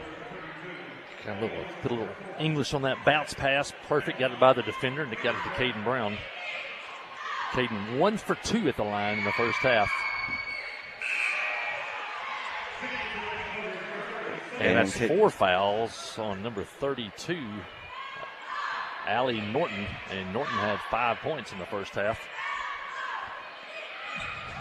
And Brown hits the second. A 9-point lead. Caden Brown has 7 points in the ball game. It's a pretty balanced scoring by the Yellow Jackets, led by Caden Brown, Olivia Johnson, and Maggie Gresham. 4 minutes, 25 seconds, third quarter. 3-point attempt, top of the key. And a basket is good. Emma Riley, I believe that's her second 3-pointer, 32-26. Yeah, probably can't run away from her. You got kind of shade to her. Looks like she can't hit the 3, and got that one down and cuts it back to a 6-point lead. Brown at the free throw line, over to Gresham, dribbles down, spins in the block, back to Caden in the lane, a lot of traffic. Caden shoots. She's fouled, and right back to the free throw line, the senior, Caden Brown. And there she was. She was the outlet for that pressure out on the perimeter. She didn't score with it, but she was able to drop it off to basically the second post player, and Caden Brown diving down the lane, and Caden goes back to the line. 4-minute mark. We're halfway through the third quarter. Jackets by 7. Caden gets the first and the second. A whistle. No. Is it a lane violation? They say Caden Brown stepped over the line, and Second we haven't free seen throw. that all year from anybody. Will not count the second. Lead is 7, 4 minutes. Well, one thing, a lot of fouls for the Yellow Jackets in the first half. 0 fouls so far here in the third quarter for the Lady Yellow Jackets. And we're under 4 minutes to play in the third.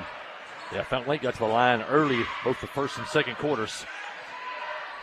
And Keller out into the corner. 3-point shot up. Basket, good. 3-point basket. Cheney's got 2, and now the Yellow Jackets take a timeout, and you can't breathe easy in this one. They've never trailed, but they've never basically pulled away. And now it's cut back to 4. Let's go ahead and take the timeout with them. You're listening to KHPQ and Clinton High School Sports.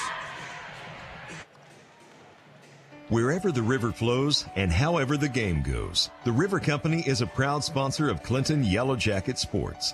Just like in sports, you want someone who has your back. The professional team at the River Company Insurance does just that. They'll work hard to find you the most coverage at the best possible price. Whether it's business, farm, ranch, personal, or automotive, the team at the River Company will get you exactly what you need. Sports is a team effort, so come join the team at the River Company.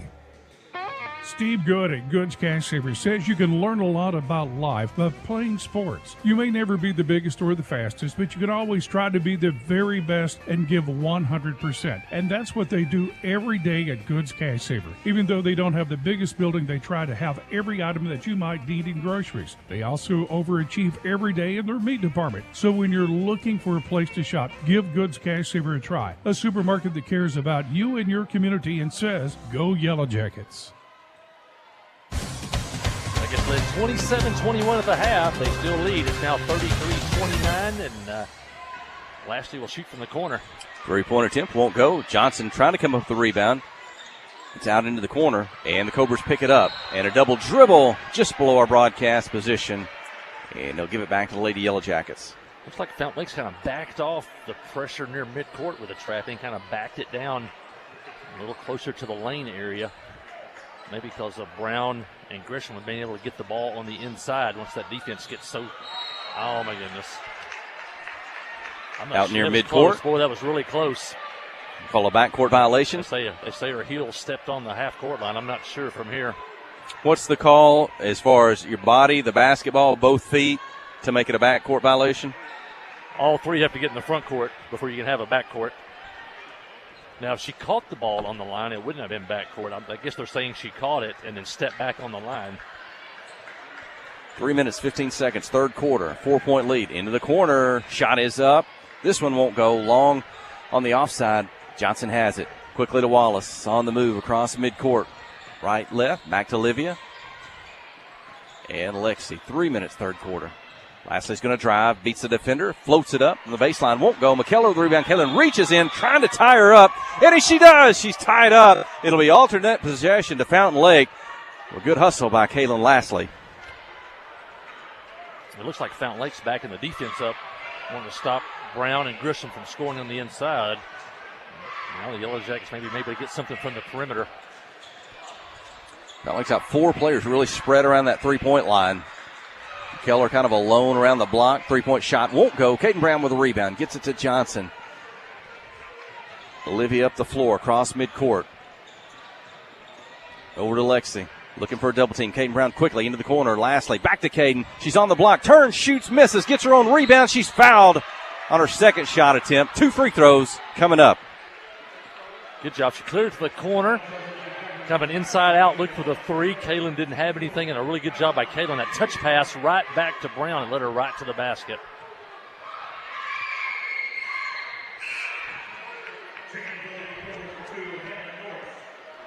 And Kaden misses the first one.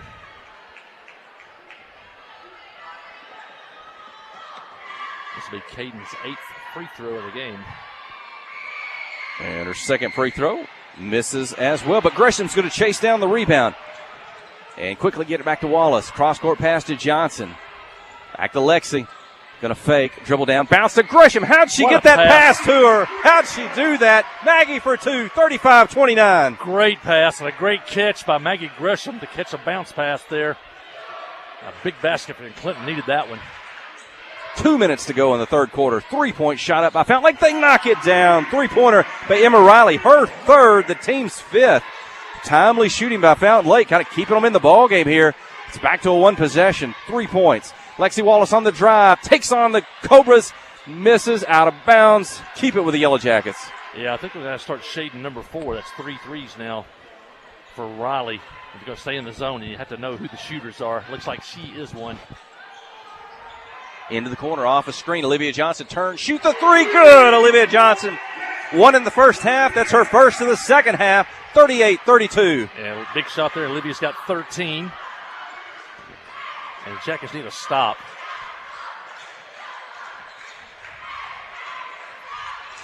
Three from the left wing. Up. Misses off the rim. Caden Brown off the bounce. Over to Wallace quickly. 1 minute, 15 seconds. Third quarter. Pass ahead to Lastly. Avoids the double team. Back to Lexi. Into the corner. Lastly for 3. It's up. Misses. Offside rebound. Olivia Johnson scoops it up. Won't go. Off the rim. Tipped. Cobras have got it. 1 minute. Third quarter. Down the floor quickly. On the drive. They'll take on Wallace. Lexi avoids the foul. Lexi was trying to avoid the foul. Backing up. Shot didn't go. Whistle after the miss. She intentionally ran away from the Wallace. foul. She intentionally ran away not to foul, and the official right beside her did not blow the whistle. An official from half court. That is a game-changing call right there. With this ball handling pressure that Fountain Lake puts on, you don't want your best ball handler to have to go to the bench. And Lexi will leave the ball game at 55 seconds in the third quarter. Cameron Keith, the senior, in for the first time in the second half. First free throw up and in by Emma Riley. Second, she's at the line. Bounces around, misses. Rebound, Caden Brown. Going to need some extra ball handling help now with Wallace out of the ball game. Brown's up high. Johnson, lastly, looks inside, not there. Back to Caden. Knocked out of bounds by the Cobras. Yeah, they got to buy some time now for Lexi. Still 43 seconds left in the third quarter. I see Olivia Johnson now out front with it. Again, the Cobras so aggressive on defense. Maggie Gresham gets to the block. 2 defenders, tries to muscle it up over them. Misses. Keller with a rebound. They force you to play fast, either with the pass on the dribble. You got to make quick decisions. So 22 seconds, shot clock off. Fountain Lake trailing by 6 with the ball. The good three-point shooting here in the third quarter. They'll put one up there. It won't go. Going out of bounds. Lastly saves it. Back to Johnson. 7 seconds. Still in the backcourt. 5 seconds. 4 seconds to Lastly. Back to Olivia. And Clinton no shot. Won't get a shot off here. Third quarter ends. Clinton 38. Fountain Lake 32. Fourth and final quarter when we return. You're listening to KHPQ and Clinton High School Sports. Towing and recovery is the last thing you think about until you really need it. Then you really want the best. There's only one name to call, Justin's Collision Repair Towing and Recovery.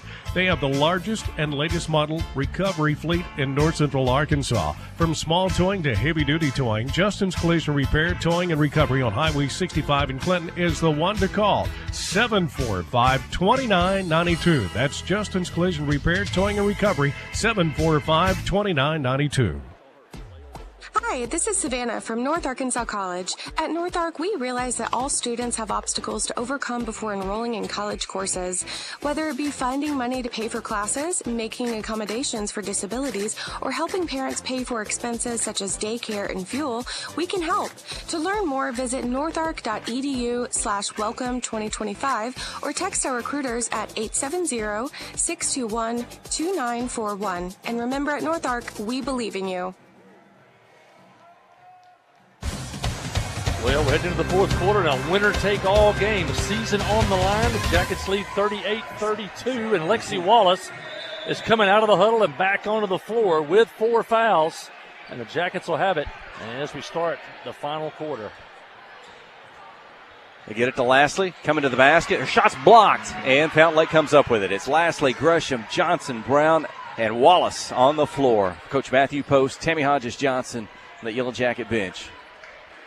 Jackets in that 3-2 zone. Got to know where number 4 is. Soft spot on the baseline. Breaking down the lane. Shot up, won't go. Tipped out. Maggie Gresham comes up with it. I think Lastly got a hand on it, kept it alive.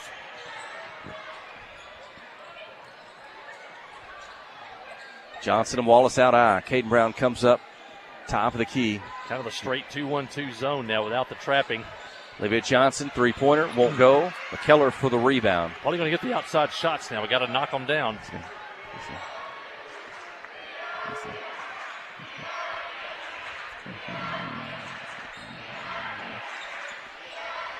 Maggie Gresham defending up high. She's fronting Keller, trying to avoid, give her any chance to get the basketball. Breaking through the lane. They ended up off the pass to McKellar off the glass. Good. She's got 9 points, 38-34.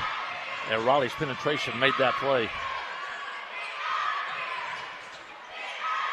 That's a couple times now. I think Emma Riley's come breaking through the lane.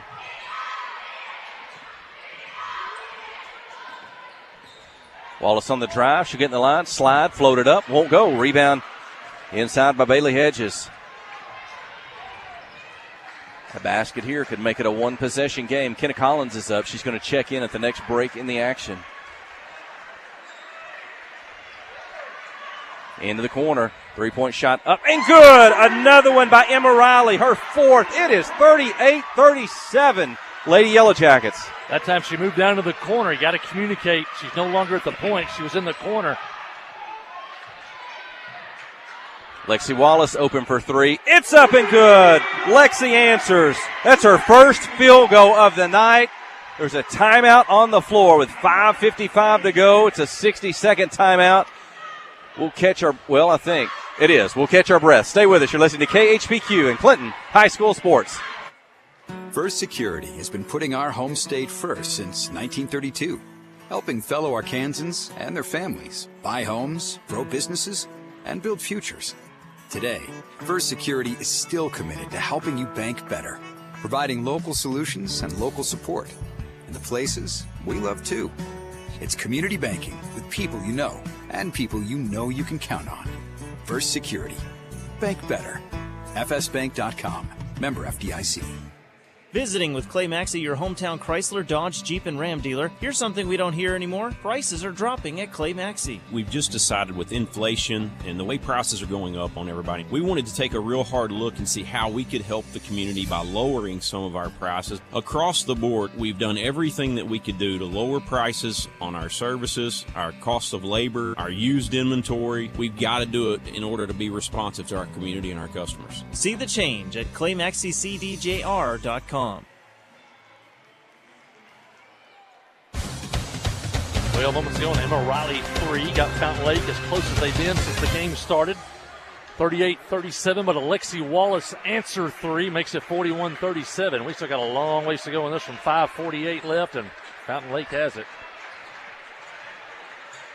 And it's Riley. She's going to break the glass. This time on the block. Off the glass. Good. Emma Riley scoring big here in the second half. 41-39. Clinton in front. Wallace lastly out high. Caden Brown's in the middle at high post. Johnson's on the wing. Collins is in the opposite corner. Lexi's going to drive. Floated up. 2 points. Back-to-back field goals by Lexi Wallace. Jackets got to get a stop. They're going to kind of change the defense now. Go to a 1-3-1 zone defense. Lastly at the top. Into the corner. Couldn't handle the pass. Collins reaches in to take it away. Tied up. Alternate possession to Fountain Lake. And the shot clock will stay at 23. Well, Clinton's really physical tonight. They're not backing down. Any chance for a tie ball, any chance for a rebound. They're coming hard at you. Into the corner, inbound, quick shot, won't go. Collins with the rebound. Keeps it herself on the dribble. Need a high-quality possession here. Into the corner, Olivia Johnson's open. Catch, shoot, 3, basket good. Olivia Johnson, her three-pointer, 46-39. Coach Matthew Post wants a timeout. 4 minutes, 51 seconds remaining in the ball game.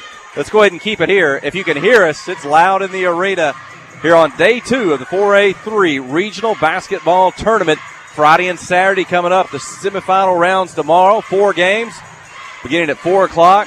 4 games on Saturday. There's a noon session, a 1:30 for the consolation game. Saturday night at 6 o'clock and 7:30 for the championship games in the girls and boys.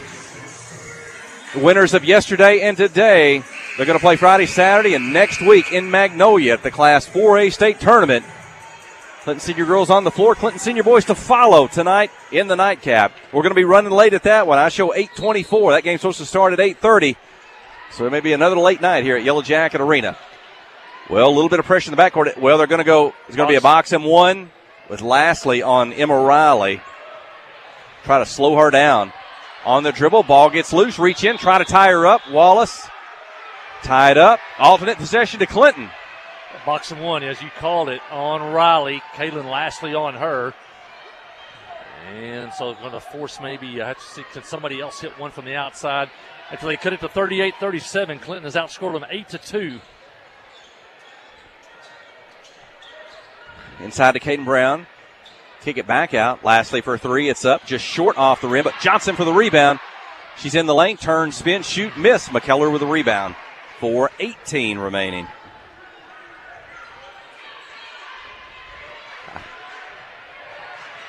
Riley on the dribble. Lastly defending. And maybe Fountain Lake wants to adjust now, seeing that box and one. Lastly defending with 4:10 to go. They've called the timeout. Looks like a full 60. We'll take the break. You're listening to KHPQ in Clinton High School Sports. Friday night at the stadium is not the time to worry about your finances. Let First Arkansas Bank and Trust ease your mind with their mobile banking capabilities. You can check your balance, transfer funds between accounts, and even find the nearest ATM for dinner after a road game. The free mobile app is available on the iTunes Store and Android Market. You can cheer loud and proud for the Yellow Jackets because First Arkansas Bank and Trust has you covered. See a branch for more details. Equal housing lender, member FDIC. Adventure awaits, and with the all-new lineup of Chevrolets, those adventures can become reality. Jolie Chevrolet has the best lineup of cars, SUVs, and trucks ever. Why go from A to B when imagination can take you everywhere? And remember, when you need service work, Jolie's service department can keep your Chevrolet running like new. Make your best deal today at Jolie Chevrolet in Clinton. Find new roads in your new Chevy vehicle.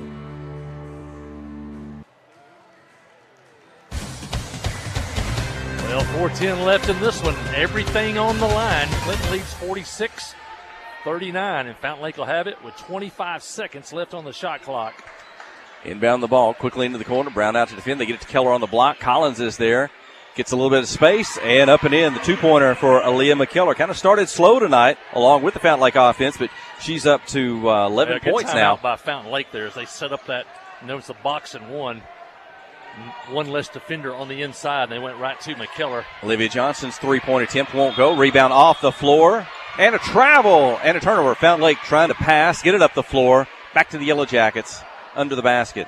You can do two things with the box and one. You can shoot from the outside, so that shot's always going to be there. Oh, it is.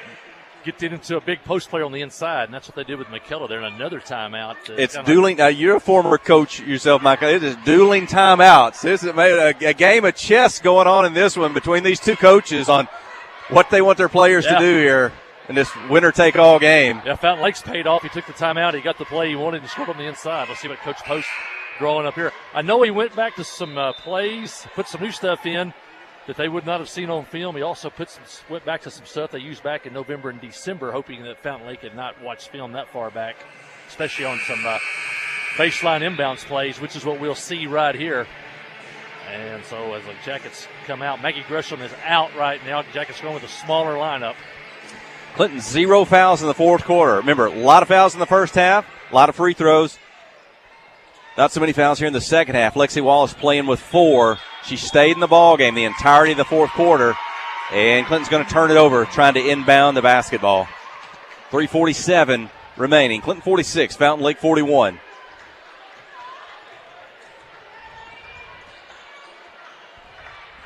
And Lexi knocks it away, and she can't save it before it's out of bounds.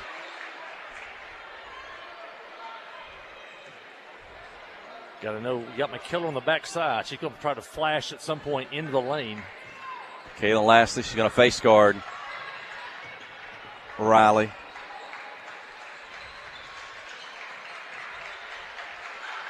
As Fountain Lake forced to work it around behind the three-point line. Even got McKellar pulled out. Ball gets loose in the lane. Collins got a hand on it. Fountain Lake gets it back. And now Johnson's got it. And she'll turn, spin, get up the floor. She does the Wallace. 1 defender, 2 defenders, 3 defenders. Spin, shoot. Can't get the basket, but she's fouled. Lexi Wallace to the free throw line. Yeah, Lexi had leaked out on 2 occasions down here. If we could have got the ball clean, we could have got it to her for an easy layup. Fountain Lake kept getting a hand on the ball. But finally, Olivia Johnson got it out, got it to her, and she drew the foul and got to the line. Third personal foul on Emma Riley. First free throw up and in by Wallace. That's her 9th point, 47-41. And the second gives her 10. 48-41. Every possession's big. Trying to get a stop here.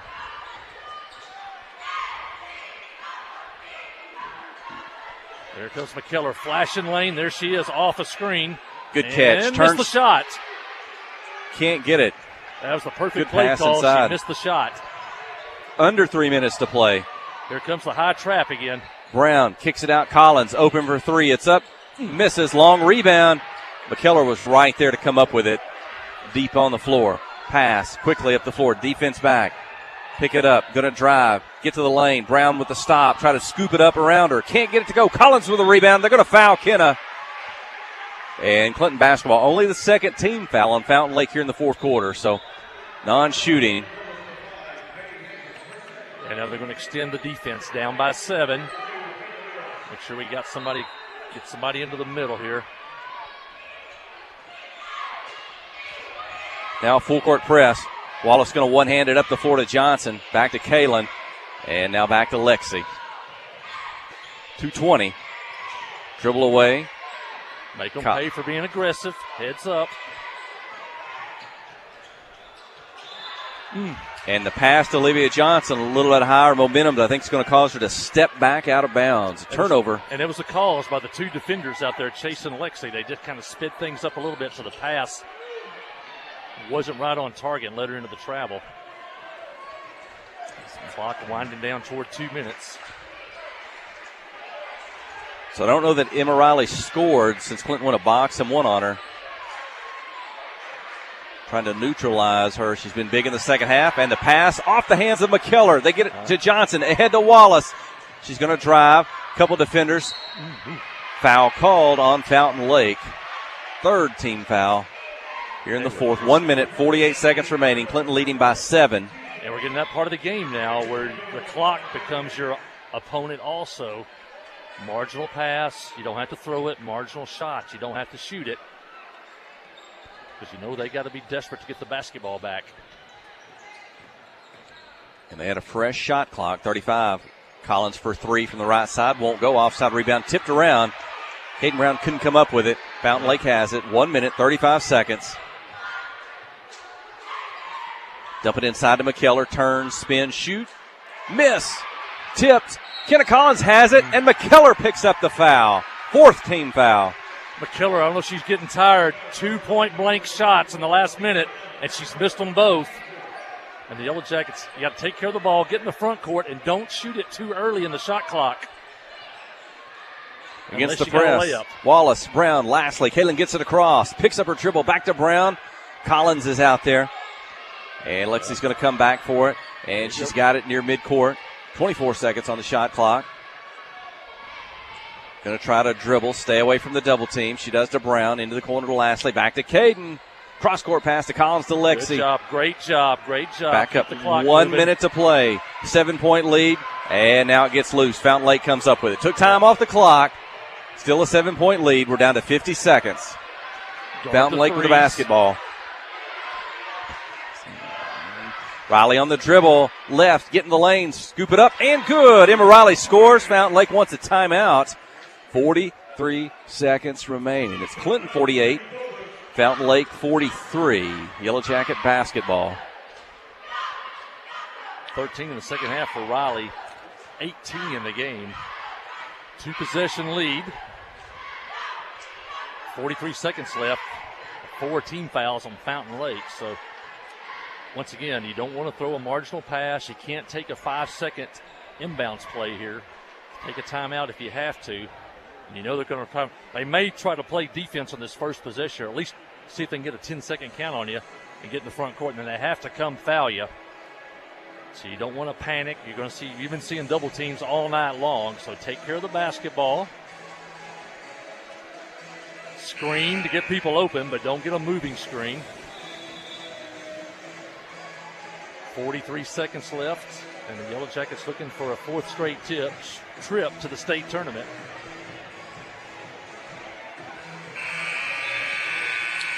Coach Matthew Post on the Yellow Jacket bench. Tammy Hodges-Johnson.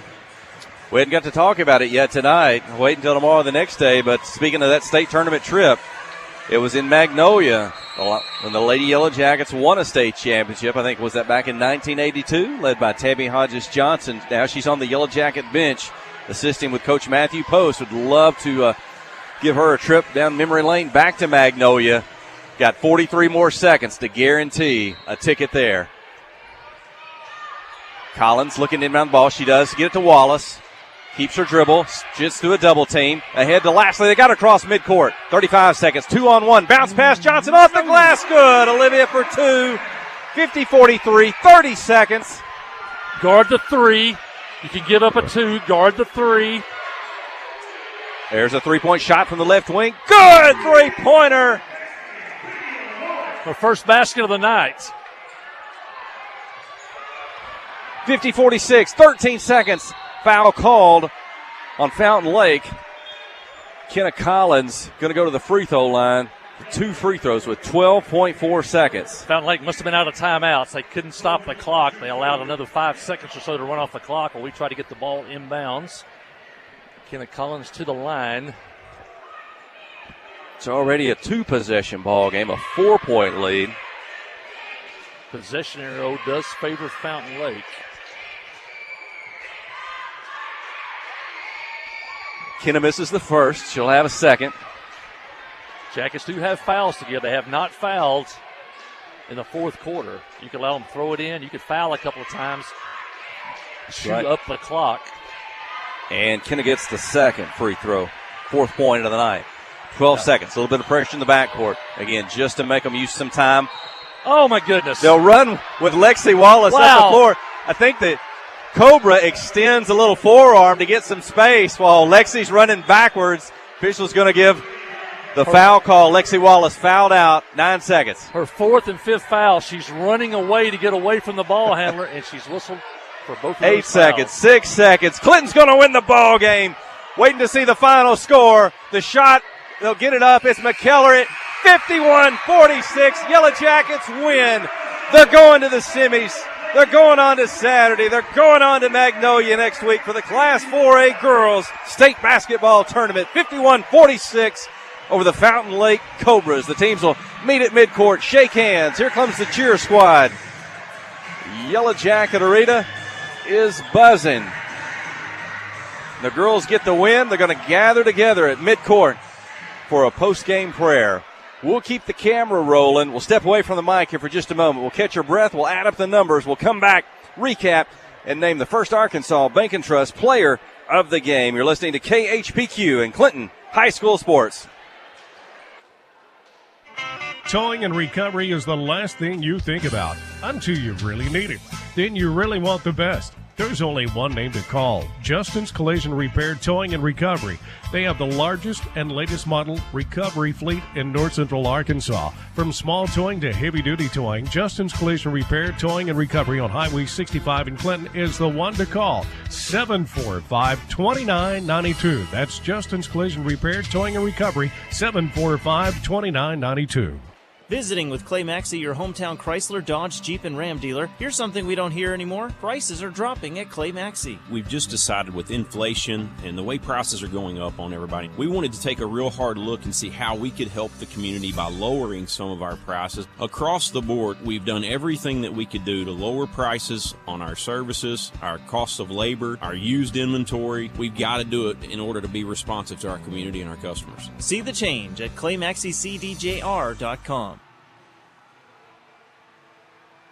Friday night at the stadium is not the time to worry about your finances. Let First Arkansas Bank and Trust ease your mind with their mobile banking capabilities. You can check your balance, transfer funds between accounts, and even find the nearest ATM for dinner after a road game. The free mobile app is available on the iTunes Store and Android Market. You can cheer loud and proud for the Yellow Jackets because First Arkansas Bank and Trust has you covered. See a branch for more details. Equal housing lender, member FDIC. Adventure awaits, and with the all-new lineup of Chevrolets, those adventures can become reality.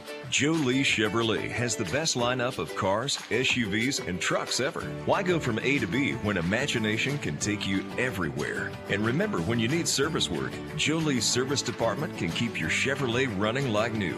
Make your best deal today at Joe Lee Chevrolet in Clinton. Find new roads in your new Chevy vehicle. FL Davis Cash. Woo! Mike Hawley back here at the arena. Yellow Jackets never trailed, but never felt too comfortable till the very end. But they win by a score of 51-46. And they'll be heading on to the state tournament next week in Magnolia for the 4th consecutive year under head coach Matthew Post. It was a good one tonight. Yellow Jackets jumped out actually to a 9-0 and 11-1 lead. In fact, it was 12-1 at one point. And but they led 13-8 at the end of the first quarter. Led 27-21 at the half. They were outscored by 1 in the third quarter. Led 38-32 going into the final period. And in fact, Fountain Lake cut the lead to 38-37. And then Lexi Wallace answered with a three. It made it 41-37. And from that point on, Yellow Jackets outscored them down the stretch to win by a score of 51-46. Scoring tonight for Fountain Lake, Sophia Cheney, 6 points on the night on 2 3-pointers. Allie Overton, 5 points, all from the free throw line. Aaliyah McKellar, 11 points. Bailey Wallace with 3 points. Bailey Hedges with 3 points. And Emma Riley, the leading scorer tonight for Fountain Lake. She had 18 points on the night, including 4 3-point baskets. Yellow Jackets went to a box and one in the fourth quarter. She finished that quarter with only 4 points. Fountain Lake was 13 of 18 at the free throw line for 72%, and they hit 7 3-pointers on the night. Lady Yellow Jackets got 4 points from Kenna Collins, 9 points from Maggie Gresham, 2 points from Kaylin Lashley, 8 points from Caden Brown, 10 points from Lexi Wallace. In fact, Lexi played she went the final 8 minutes, the final minute of the third quarter until the final minute of the fourth quarter with 4 fouls.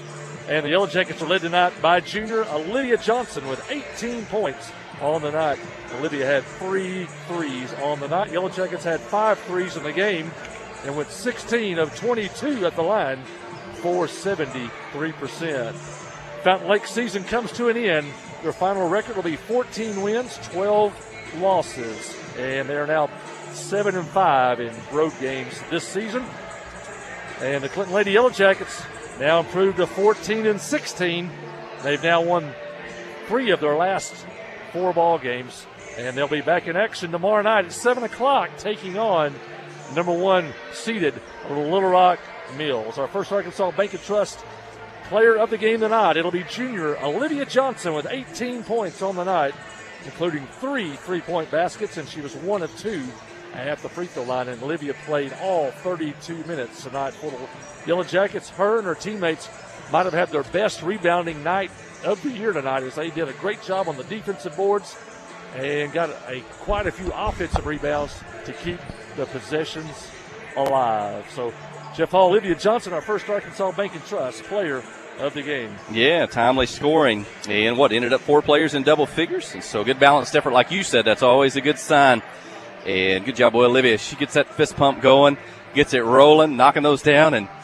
And again, she's only a junior. She got another season, but certainly big for those seniors like Maggie and Caden out there in the floor to live to play another day. And I don't know if there's anybody more excited there at the end than Lexi Wallace after she fouled out of the ballgame in that final, 12 seconds. And then she was pumped after that win coming back out onto the court. Whew. Well, we will somebody just told me this next thing is going to be really exciting, isn't it? I said, I think so. And Clinton and Eastham on the senior boys. The camera's rolling. Aaron Duhan's got it. And I think we will we'll see. I don't know if we'll get a chance to catch up with Matthew Post tonight. If not, we'll get to see him tomorrow and Saturday. Again, with that win tonight, going to be the late game tomorrow, at least on the girls' slate, 7 o'clock. And then we'll wait and see on Saturday. Winners tomorrow night will play in the championship on Saturday. That girls' game will be at 6.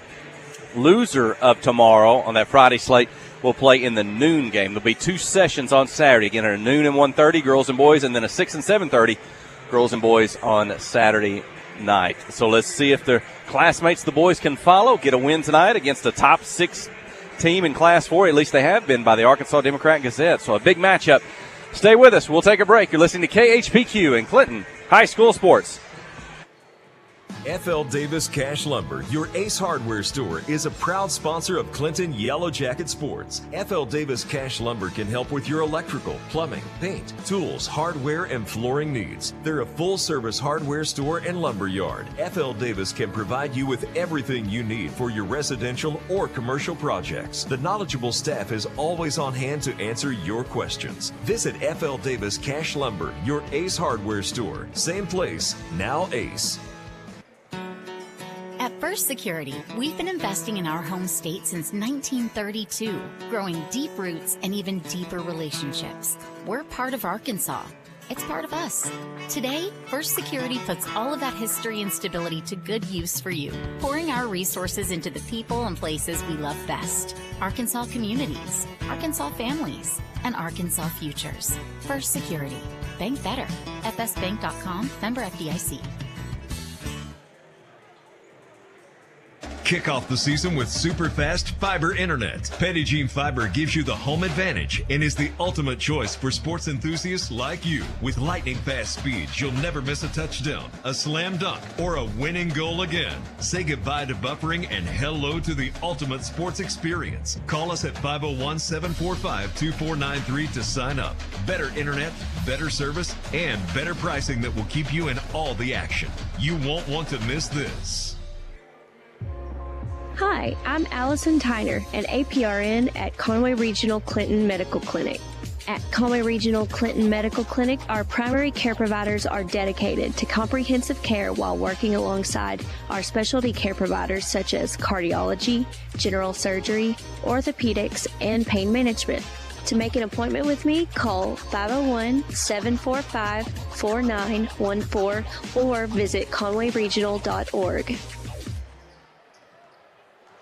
Steve Good at Goods Cash Savers says you can learn a lot about life by playing sports. You may never be the biggest or the fastest, but you can always try to be the very best and give 100%. And that's what they do every day at Goods Cash Saver. Even though they don't have the biggest building, they try to have every item that you might need in groceries. They also overachieve every day in their meat department. So when you're looking for a place to shop, give Goods Cash Saver a try. A supermarket that cares about you and your community and says, go Yellow Jackets.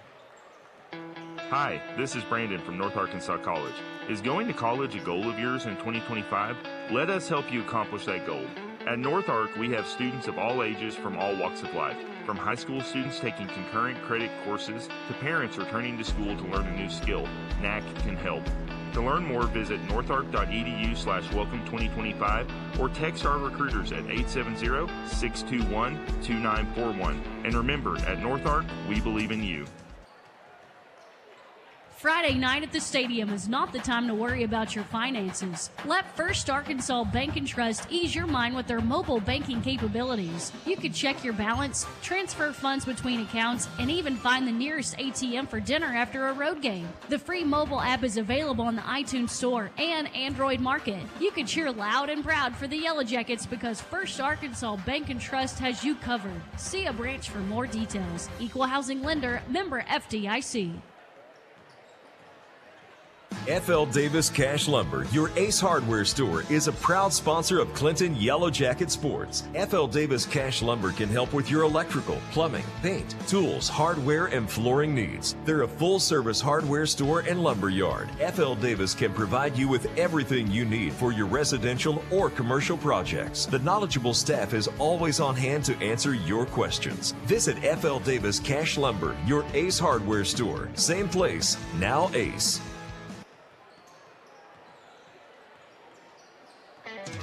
Yellow Jacket Basketball is brought to you in part by these fine Yellow Jacket boosters. By Clinton Stockyard. By Elite Automotive. By Regions Bank. By Johnny's Automotive. By Crowell Saw and Supply. By Dr. Kyle Hensley and his staff. These fine sponsors bring you tonight's basketball game on KHPQ. Kick off the season with super fast fiber internet. Petit Jean Fiber gives you the home advantage and is the ultimate choice for sports enthusiasts like you. With lightning fast speeds, you'll never miss a touchdown, a slam dunk, or a winning goal again. Say goodbye to buffering and hello to the ultimate sports experience. Call us at 501-745-2493 to sign up. Better internet, better service, and better pricing that will keep you in all the action. You won't want to miss this.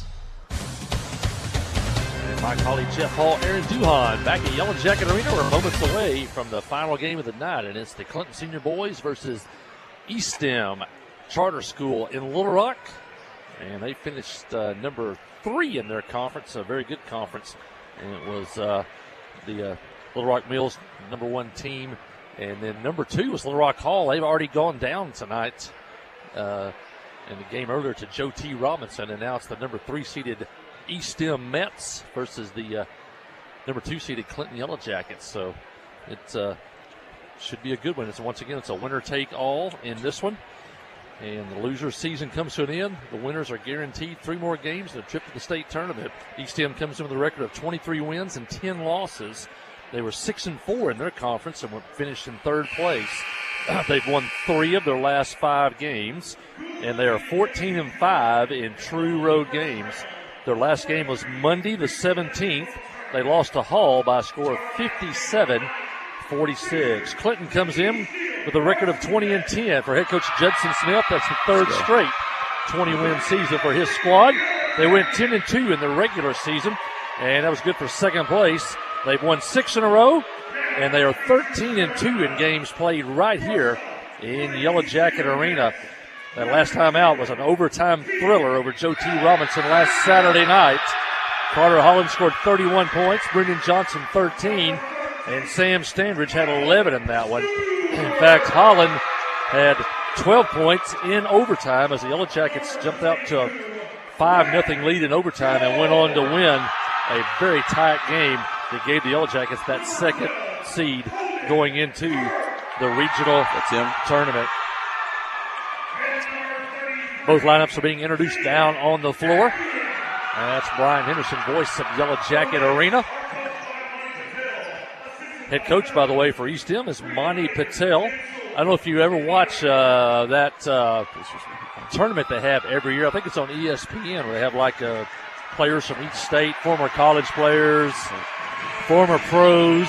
You can put together a team for each state, and I think you win $1 million or something like that if you win.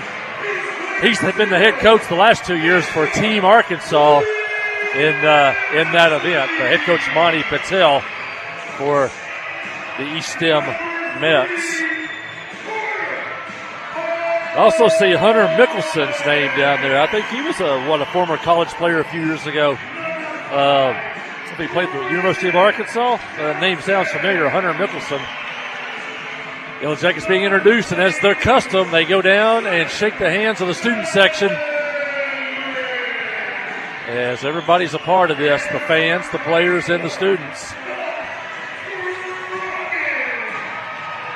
Watch Gus Scroggins, bounce. Had an injury, a knee injury, came back, probably wasn't quite 100% against Robinson on Saturday night. Watched him practice this week.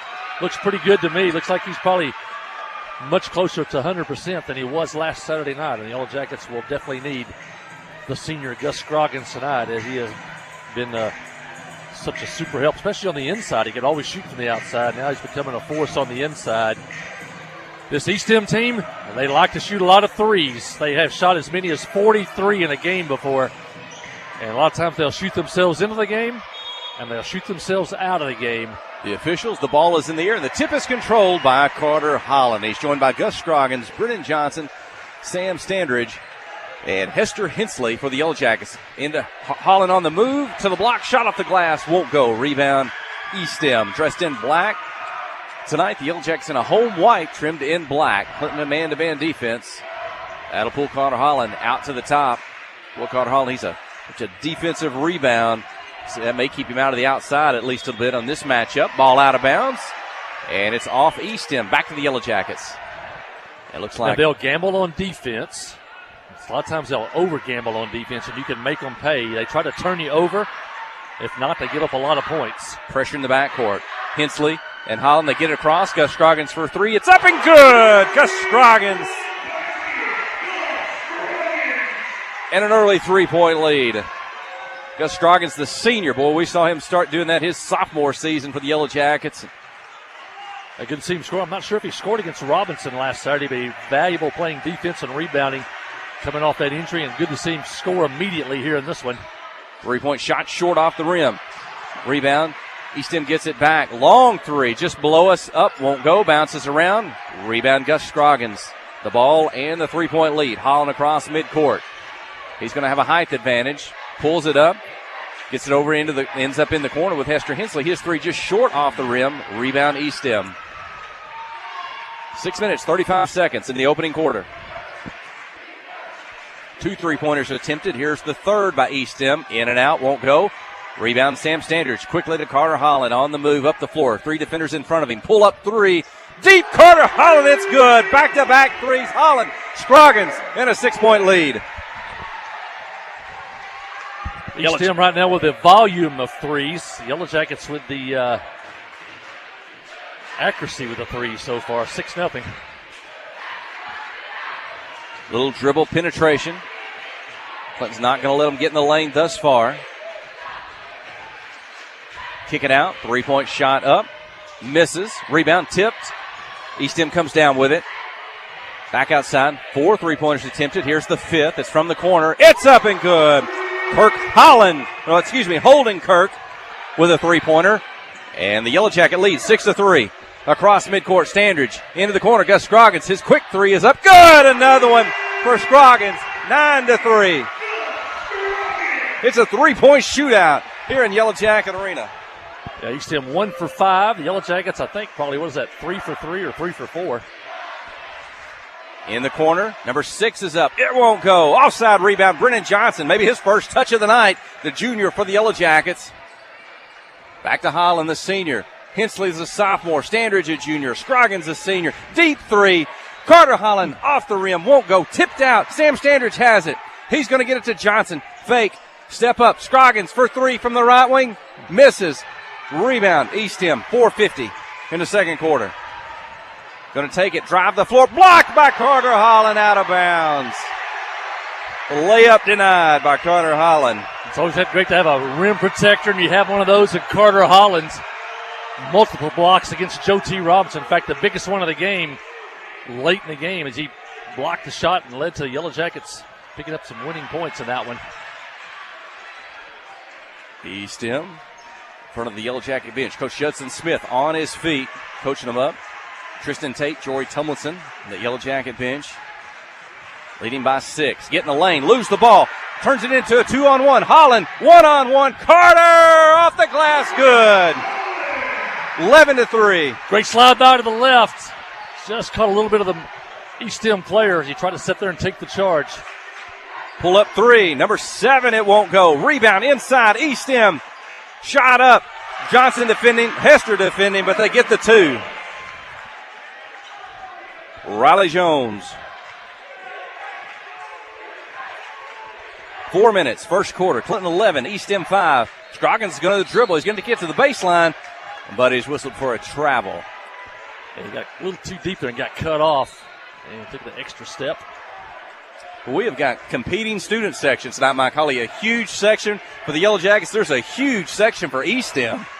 This may be the best student sections we've seen in a game all here at Yellow Jacket Arena. That East Tim bunch should be a little bit tired. They got here at 4 o'clock today. They've been here all night. On the dribble, gets the lane, holding Kirk. He's got 2 more. 11-7. Hensley, 1-on-1 in the backcourt, puts it behind his back, gets it across. We'll start the count. You got to watch. Closely guarded. Pick up the ball. Picks it up, needs help, and he gets it away to Brennan Johnson. Brent's a little 1-on-1. Off to Standards. Inside to Holland between a defender. Foul called on East Tim on the floor. Yeah, I think if I not had the foul there, Carter was going to turn and score once the entry pass got to him.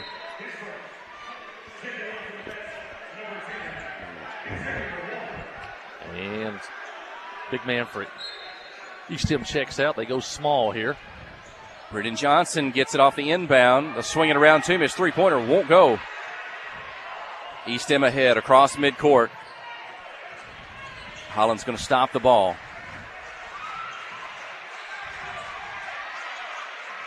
On the dribble, get to the lane, couple defenders, scoop it up, maybe try to draw a foul, won't go. And Gus trying to come up with it. He's going to step out of bounds with the ball. Back to East Tim from the baseline. Break there for East Tim. The Yellow Jackets just kind of fumbled that one out of bounds. 2:48. The opening quarter, Clinton 11, East Tim 7. Again, East Tim dressed in black, Clinton in a home white. If you're watching on the KHPQ Sports YouTube channel or the KHPQ Facebook page, you're looking at that big home crowd across the way from us. And three-pointer up. And this one's good. 3-point basket. Michael Stewart, their second. Is that right, of the ball game? 11-10, they've cut the Yellow Jacket lead. And quickly down the floor, Gus Scroggins for 3. This one won't go. Standridge trying to come up with a rebound, and he's going to be fouled. Second team foul for East Tim here in the first quarter.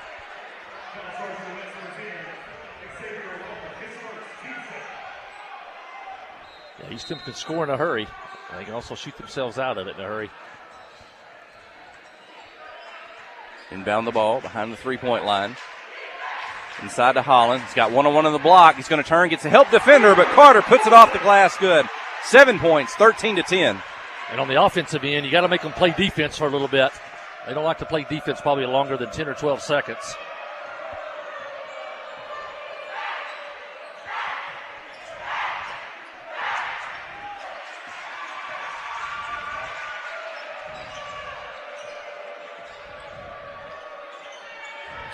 And deep three from the right side. Good. 3-point basket. 9 threes already attempted here in the first quarter. Michael Stewart. Head to Sam Standards. His three-pointer is up. Won't go off the rim. Rebound East Stem. And they want you to come down and shoot a quick three. Make them play defense a little bit. Out of bounds. They'll say last touch by Sam Standridge. He'll ask the official about that right there in front of Coach Judson Smith. But the official will say East End basketball tied at 13. They got a chance to take the lead for the first time tonight.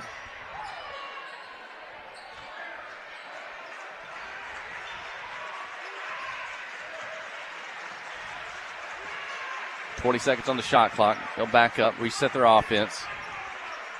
Might do a little isolation on the right side. They go one-on-one. They'll kick it out into the corner. Holding Kirk. His three-pointer is good. His second. And East End with the lead with 1 minute to go in the first quarter. 16-13.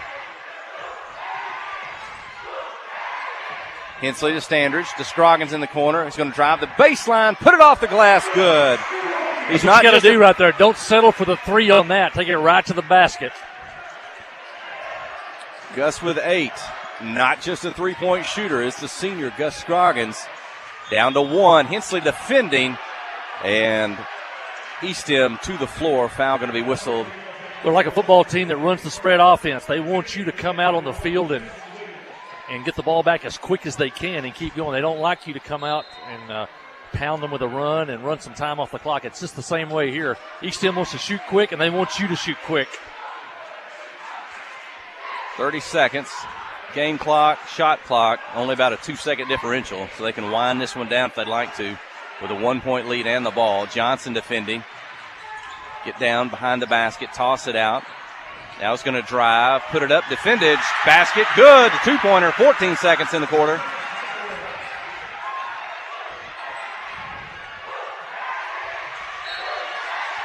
And Clinton's going to turn it over with 6 seconds remaining in the quarter, trailing 18-15.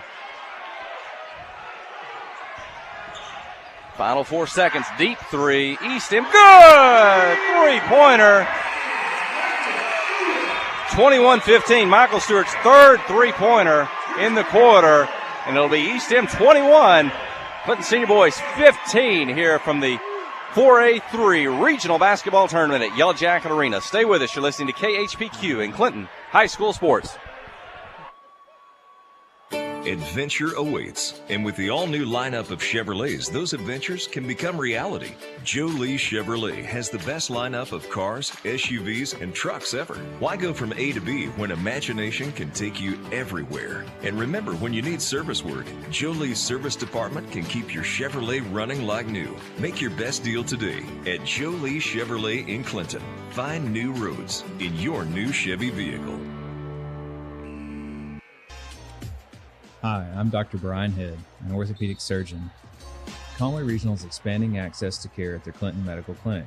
Conway Regional Clinton Medical Clinic is accepting new patients for orthopedic evaluations, post and pre-op appointments, and in-office procedures. Conway Regional is committed to bringing care to you when and where you need it most. To make an appointment at Clinton Medical Clinic, call 501-745-4914 or visit conwayregional.org. Well, we said the pregame, Eastham might shoot 40 three-pointers in a game. They shot 10 in the first quarter and were 5 for 10, and they lead 21-15 here. And as we start the second quarter, Clinton, in fact, jumped out to a 6-0 lead and a 9-3 lead in the first quarter. But Eastham has come back, and they lead 21-15. Foul called, first of the ball game against Gus Scroggins. Eastham, a little dribble drive penetration when they can. And I guess maybe that's when they draw a defender, toss it back out for a three-point shot. And they're going to turn it over back to the Yellow Jackets. 7:33 in the second quarter. Long pass down the floor. Scroggins behind the defense. One-on-one slide and score. That was pretty, Gus Scroggins. 21-17. Miscommunication for Eastham, had no safety back. Quick three. Shot up, won't go. Strange for the rebound. He'll turn, keep it himself. He'll go one-on-one, get it across midcourt. left, right. They'll try to get low, knock it away, picks it up, needs help. And he'll get it back to Hensley.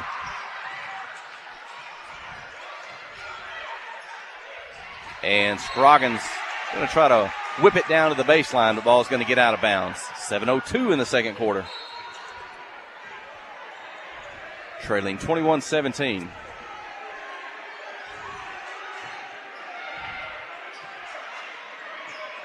And we'll see maybe another set play by Eastham. Kind of a double screen.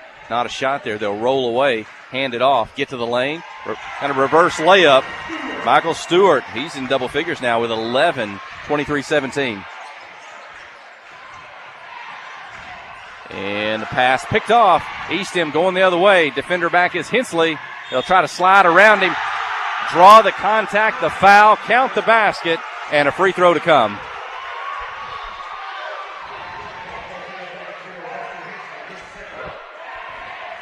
Hester Hensley's second personal foul. Team's second of the quarter. 25-17.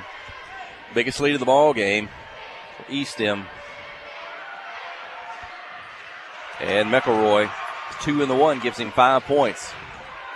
26-17. But Clinton led 7-0, I think, to start the ball game. 26-10 run since that time. And a travel and a turnover by the Yellow Jackets. Kind of like the girls' game, that all the traffic stuff made the half court kind of chaotic. That's why now the Yellow Jackets are getting caught up with the running, jumping, and speed here of Eastham and making the half court chaotic instead of settling down and making them pay.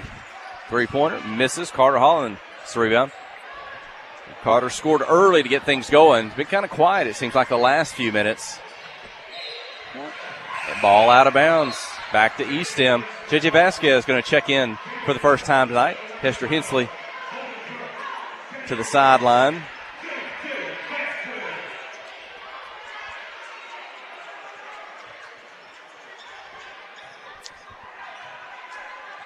Six minutes to go in the second quarter, trailing 26-17.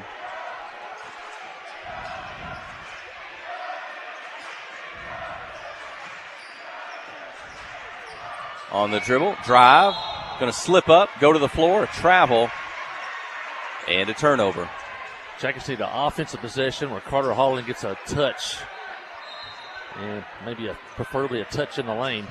Not sure they could guard him in there.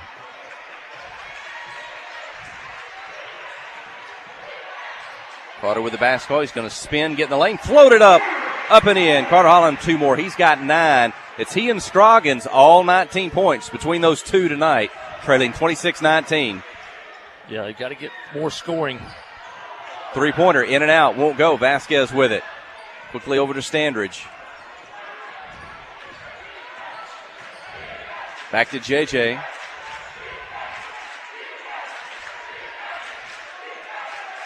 Gus Scroggins in the corner. He's open for 3. It won't go. And a foul on the getting set for the rebound. It's going to go against Carter Holland, I believe. It is Carter Holland. It's his first personal foul. Team's third here in the second quarter. 5:07, trailing 26-19.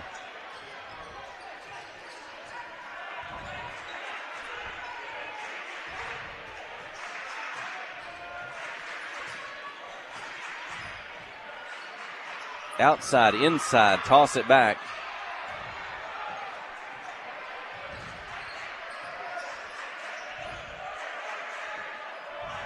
Okay. 8 on the shot clock.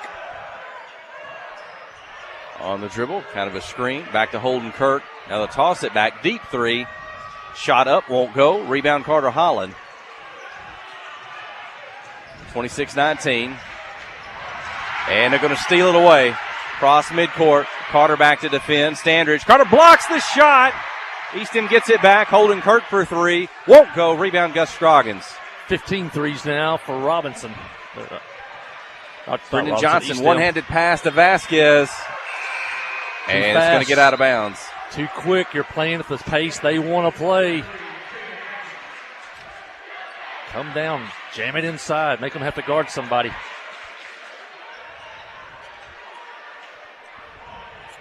4:07 in the second.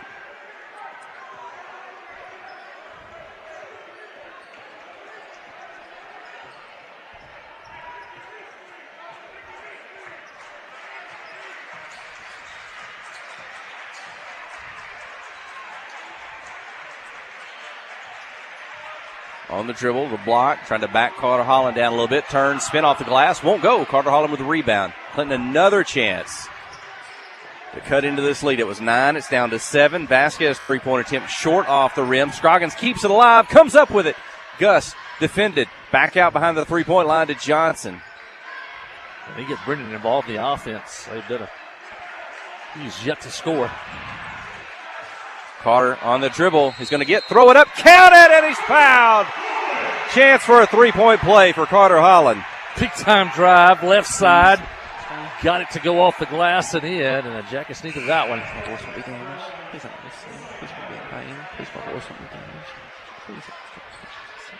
And Mr. Hensley checks back in. The senior Carter Holland. And the free throw is up and good. Carter now with 12 points. Again, he and Gus Scroggins, all 22 points for the Yellow Jackets, trailing 26-22. A 5-0 run by the Yellow Jackets. Holding Kirk for a three from the left corner. Good three-pointer. That's his third three-pointer and 11 points. His grandparents are sitting just to my left here beside us. And back to 7. Brendan Johnson, pull up 2, good. First points of the night, 29-24. Yeah, off the short corner there, Brendan Johnson scores.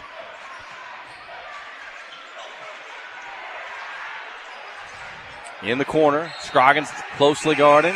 Ball out of bounds, but they'll say last touch by the Yellow Jackets. And a 4-man substitution for Eastham. Clinton's played 6 tonight in the ball game. They may not be as deep as Eastham, as far as what Coach Judson Smith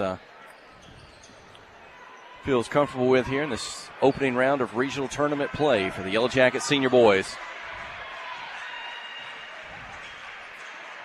2:35, second quarter, into the lane, spin left, right. Scroggins doing a good job defending and forces a travel. And we'll show them the stat sheet, but a great job of defense by Gus Scroggins there not to go for the shot fake. If he gets off the floor, that guy's either going to score or he's going to jump into Gus for a foul. He stayed on the floor and forced a travel. Standridge, Hensley in the backcourt. Sam will get it across. He'll race down the floor. And contact, offensive foul, called him Sam Standridge. He was setting up an alley-oop to Carter Holland. 2:25 remaining, second quarter. Boy, Jackets have had their chance here the last 3 minutes to really get back in this one. You thought there was a chance it might get away from you with that 9-point lead. Hopefully Clinton's weathered the storm, but a possession here. A three-point shot is up by Eastham, and it's good. King Alexander. And just like that, now it's back to 8. 32-24, under 2 minutes to play, second quarter. Standridge on the spin. He gets in the lane. It's knocked loose. It's on the floor, out of bounds. And last touch by the Yellow Jackets.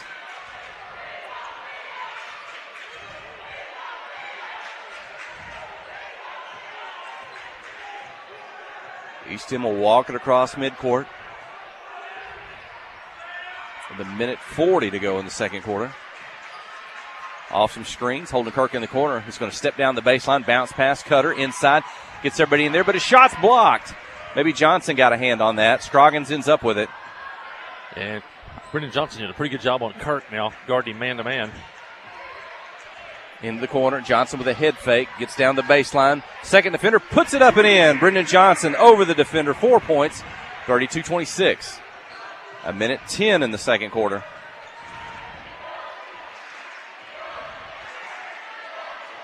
Defensive stop here. I feel like we've been outplayed a lot of the first half. I get a defensive stop here in a basket and look up and you're right in the game. On the drive, Scroggins defending, won't get the basket. Back outside, three-point shot, misses. Gus for the rebound, and he'll clear up high to Hester Hensley. Gus gets it on the right wing. Into Standridge on the move. Shot blocked. Hensley's trying to save it from out of bounds. He does. He throws it off Eastham, and Clinton will have it on the baseline. That's a big play if we can score here. Hester buys us another possession. 37 seconds, second quarter, trailing by 6. Inbound the ball. Johnson's right there. They get it to him. No defender. He scores. That's twice tonight. They fell asleep once on the back end of the press. No safety in there. Nobody wants to guard the 6'6" Brendan Johnson standing on the block. Shot clock off. 20 seconds for Eastham. They're going to wind it down, play for a final shot as they have the 4-point lead, 32-28. And they also have the ball to start the second half. Well, no, Clinton will have the ball to start the second half. So can you get a stop here? Here you go. 6 seconds, 5 seconds on the dribble. Still behind the three-point. Now it's going to take it inside. 2 defenders toss it back out. Three-pointer at the buzzer. Won't go. First half comes to an end. Clinton cuts into that Eastham lead. They'll trail by 4 at the break. It's Eastham 32, the Yellow Jacket Senior Boys 28 here in the opening round of the Class 4A3 regional tournament at Yellow Jacket Arena. We'll take a short break. Stay with us. You're listening to KHPQ and Clinton High School Sports. Woo! Friday night at the stadium is not the time to worry about your finances. Let First Arkansas Bank and Trust ease your mind with their mobile banking capabilities. You can check your balance, transfer funds between accounts, and even find the nearest ATM for dinner after a road game. The free mobile app is available on the iTunes Store and Android Market. You can cheer loud and proud for the Yellow Jackets because First Arkansas Bank and Trust has you covered. See a branch for more details. Equal housing lender, member FDIC.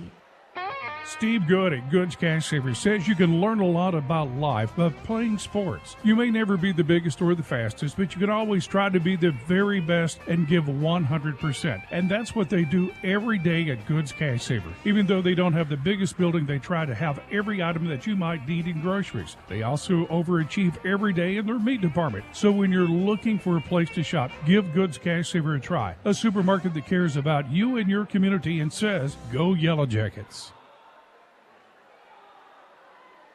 FL Davis Cash Lumber, your Ace Hardware store, is a proud sponsor of Clinton Yellow Jacket Sports. FL Davis Cash Lumber can help with your electrical, plumbing, paint, tools, hardware, and flooring needs. They're a full-service hardware store and lumber yard. FL Davis can provide you with everything you need for your residential or commercial projects. The knowledgeable staff is always on hand to answer your questions. Visit FL Davis Cash Lumber, your Ace Hardware store. Same place, now Ace.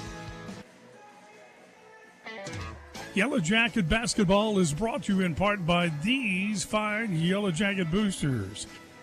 By Clinton Stockyard. By Elite Automotive. By Regions Bank. By Johnny's Automotive. By Crowell Saw and Supply. By Dr. Kyle Hensley and his staff. These fine sponsors bring you tonight's basketball game on KHPQ. Kick off the season with super fast fiber internet. Petit Jean Fiber gives you the home advantage and is the ultimate choice for sports enthusiasts like you. With lightning fast speeds, you'll never miss a touchdown, a slam dunk, or a winning goal again. Say goodbye to buffering and hello to the ultimate sports experience. Call us at 501-745-2493 to sign up. Better internet, better service, and better pricing that will keep you in all the action. You won't want to miss this. Adventure awaits, and with the all-new lineup of Chevrolets, those adventures can become reality. Joe Lee Chevrolet has the best lineup of cars, SUVs, and trucks ever. Why go from A to B when imagination can take you everywhere? And remember, when you need service work, Joe Lee's service department can keep your Chevrolet running like new. Make your best deal today at Joe Lee Chevrolet in Clinton. Find new roads in your new Chevy vehicle. Hi, I'm Dr. Brian Head, an orthopedic surgeon. Conway Regional is expanding access to care at their Clinton Medical Clinic. Conway Regional Clinton Medical Clinic is accepting new patients for orthopedic evaluations, post and pre-op appointments, and in-office procedures. Conway Regional is committed to bringing care to you when and where you need it most. To make an appointment at Clinton Medical Clinic, call 501-745-4914 or visit conwayregional.org. Steve Good at Goods Cash Savers says you can learn a lot about life by playing sports. You may never be the biggest or the fastest, but you can always try to be the very best and give 100%. And that's what they do every day at Goods Cash Saver. Even though they don't have the biggest building, they try to have every item that you might need in groceries. They also overachieve every day in their meat department. So when you're looking for a place to shop, give Goods Cash Saver a try. A supermarket that cares about you and your community and says, go Yellow Jackets. Hey, my colleague Jeff Hall, Aaron Duhon back here at halftime at Yellow Jacket Arena. At the half, it's East End Charter School 32 and the Clinton Yellow Jackets 28. Yellow Jackets jumped out to a 6-0 and 9-3 lead. Actually led at 11-5. The game was finally tied at 13, and then East End scored, made it 16-13, and have not trailed since then.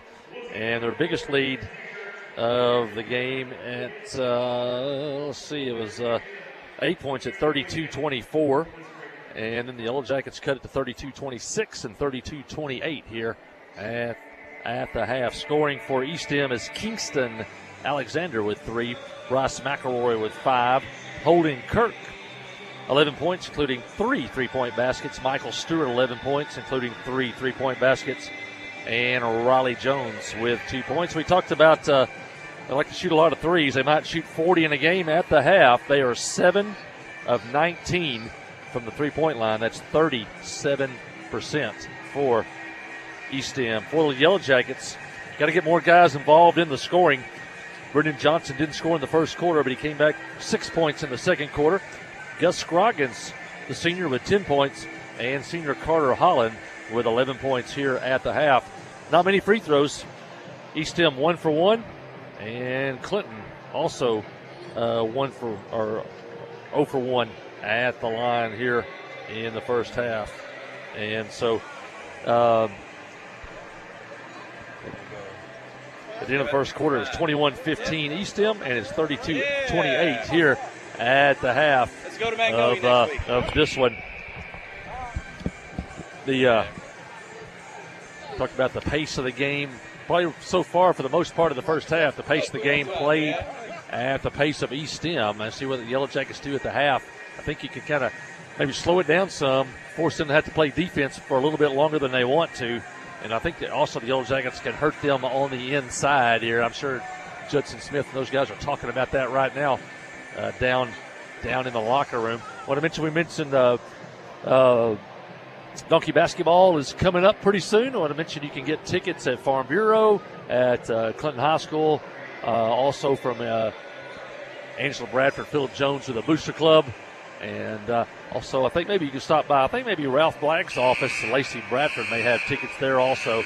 So coming up, you want to get the kids out, bring them out to Donkey Basketball. All proceeds go to the Booster Club, and all that money goes right back to Yellow Jacket Athletics. And if you buy your tickets early, you can save a couple of dollars over what the price will be at the door. Hey, and we're going to keep your ear tuned in the morning to KHPQ in the next couple of weeks. We're going to have some ticket giveaways, chance for that you can win some tickets on Sid King in the morning and his radio show. So stay tuned for that coming up the next few weeks as you have your chance to win some tickets. It's a Donkey Basketball. Both teams making their way back out onto the court. Lady Yellow Jackets won earlier tonight by a score of 51-46. They punched their ticket to the state tournament for the 4th straight season. They will play tomorrow night in the regional semifinals. The Yellow Jackets have 2 regional championships under their belt under head coach Matthew Post, and they're now 10-3 in regional tournament games. And that's a pretty good record in postseason because everybody's good, and the Yellow Jackets are 10-3 now in the regional tournament play over the last 4 seasons. They'll play number 1 seed Little Rock Mills tomorrow night at 7 o'clock here at the arena, and with a chance to move on to the championship game on Saturday night. Hey, Kenny Dunham passing the booth here. I saw a big Yellow Jacket fan. Coach Matthew Post, I think he had some halftime duties, so couldn't get a chance maybe to pull him in tonight, but maybe we'll have a chance over the next couple of days to visit with him a little bit, talk about that. Teams are back out on the court, warming up. Student section, they're warmed up. And East End again with a big student section tonight. Big crowd here on day 2 of the regional tournament. All the schools in town. And this one as well. Well, we've talked about it before. You lose, your season comes to an end. You'll win, you guarantee the next couple of days, plus Magnolia next week. So a lot on the line for this Clinton boys team. And trailing by 4. Be interesting to see. And if we see anything different coming out of the locker room here to start the second half for Coach Judson Smith, Tristan Tate, Jory Tumbleton on that Yellow Jacket bench. The final game here of day 2. I'm Jeff Hall. That's my colleague, Aaron Duhon, our video engineer. Kelsey Robinson in the studio in downtown Clinton. Did you mention, you talked Hunter Mickelson before the ball game? You know, one of my 18 years, one of my favorite memories of you and I getting a broadcast for Sid King KHPQ involves Hunter Mickelson. Correct me if I'm wrong. I think we were over at a regional or state tournament at Heber Springs at the Panther Den, John Pelfrey was coach of the Razorbacks. Mickelson was high school basketball from Northeast Arkansas. He was in the region. And our traveling buddy, Jimmy Lindsay, went over and sat with him and visited with John Pelfrey watching Hunter Mickelson. Is that right? I remember that. He had a long visit with John Pelfrey. I think maybe Jonesboro West Side where he played maybe. That sounds right. Well, the second half is underway. Carter Holland misses. He gets his rebound and the putback. The senior, the leading scorer thus far, pulls the Yellow Jackets within 2, 32-30. And Jackets immediately go inside and make East Elm pay, and Carter Holland scores. He's got 13 in the ball game so far. First time it's been a one-possession ball game since early on in this one. Clinton had a 7-point lead to start things, but East Elm took the lead, and they've held it for a while. A miss and a rebound. Gus Scroggins has it. Clinton will have a chance to tie or take the lead, this time down the floor. Standridge, Scroggins, Hensley, Holland, Johnson, Carter, three-pointer for the lead. In and out, won't go. Rebound on the floor. Picked up. East Elm quickly down. Holding Kirk behind the three-point line. It's up, misses. Rebound, East Elm inside, trying to get position. Foul by Gus Scroggins. And you hope as the game goes on, fatigue sets in, and the shooting percentage beyond the 3 line goes down. As they, like I said, they shot 37% from beyond the 3-point line in the first half. Only the second and third free throws of the night for and misses the East first. Elm. Maybe that student saying had something to do with that. It's America night, the red, white, and blue. Captain America. The movie is out. Second. You see it, the Gateway Twin. Cross promotion there. A miss and a rebound. Another chance to take the lead. This time Carter Holland's going to drive. He's going to put it off the glass. Good. We're tied. Captain America for the Yellow Jackets. 32 all. The George Gervin finger roll. And if you're an old fan, you'll know who George Gervin is. Into the corner, holding Kirk for 3. Up, won't go. Rebound, Sam Standridge. A chance to take the lead. 6 minutes, 30 seconds in the third quarter. Get it to Carter Holland. Can he be stopped? He'll pull up the 3. Three-pointer good by Carter Holland. 35-32.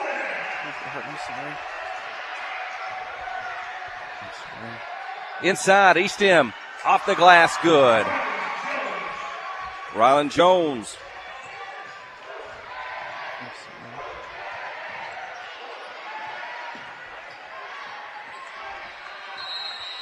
Good timeout by Judson Smith there. Ball handling pressure. Just kind of stay away from a 5-second call and then also draw something up here. Jackets have had, I think, 4 possessions, 2 inside baskets, 1 3, and 1 that rattled out. So that's probably a good ratio for us. Mix in the inside game with the open outside jumper, and the Jackets have come back to take the lead, 35-34. For the dueling, as you said, student sections. These regional and state tournaments, they kind of bring out the best in you from the student body, the cheer squads. And a great place to host one here at Yellow Jacket Arena. Appreciate the hospitality room tonight. Darren Hensley, Heather Dufran, Becky Dunn, and the local new restaurant, Mexican restaurant in town, I think, furnished the Mexican meal tonight. So appreciate their work. All the volunteers that make this happen, from the adults to the students, under athletic director Chris Dufran hosting the tournament. 3-point field goal, Gus Scroggins. Gus has 3 3-pointers. He's got 13 points and a 4-point lead by Clinton.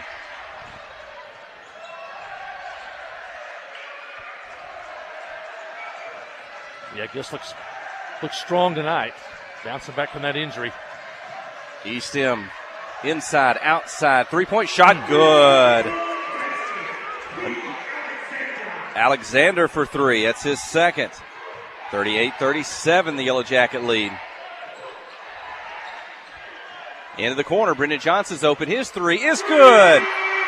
Brendan's first three. He's got 9 points. Once again, they leave Brendan Johnson wide open. Another miscommunication by Eastham's defense.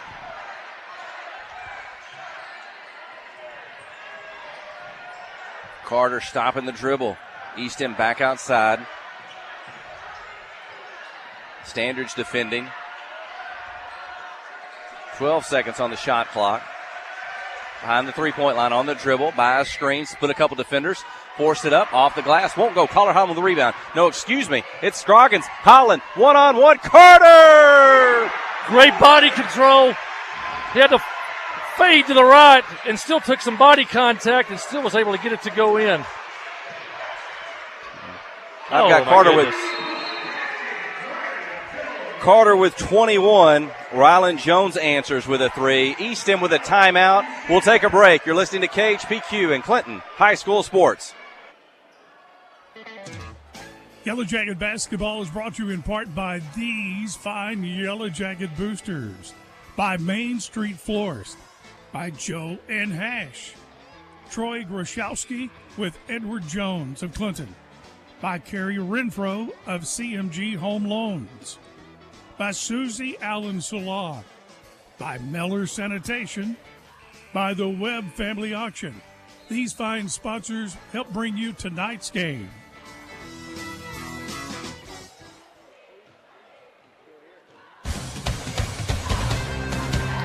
Well, big shot by Eastham. The Jackets kind of had him on the ropes right there, and he hits that three to keep him in as the Yellow Jackets have surged the lead here in the second half after trailing at the half, 32-28. And quickly down the floor, Holland in the Carter. Carter's three is good. Carter's unstoppable in the second half. And it's the Clinton's biggest lead since the early moments of the ball game, 46-40. 23 points already in the game for Carter Holland. 12 here in the second half. We're only halfway through the third quarter. He went for 30-plus in that win over Joe T. Robinson on Saturday. He's headed that way right now. 3:48 to go in the third quarter. On the drive, two-pointer off the glass, too hard. Gus Scroggins with it. Well, that time they forced Eastham to run a set play that time. Into the corner, Stammer's going to drive, draw a second defender, kick it to the corner. Brendan Johnson for three. It's good. Brendan Johnson with another three. 49-40. Need to stop. You got him on the ropes. And a travel. Back to the Yellow Jackets. 5 threes in the first 4.5 minutes of the third quarter for Clinton. Kind of a flip of the script from what we saw from the end of the first quarter on in the first half. And a foul on Eastham with Hester Hensley dribbling the basketball. Substitution, couple of guys in.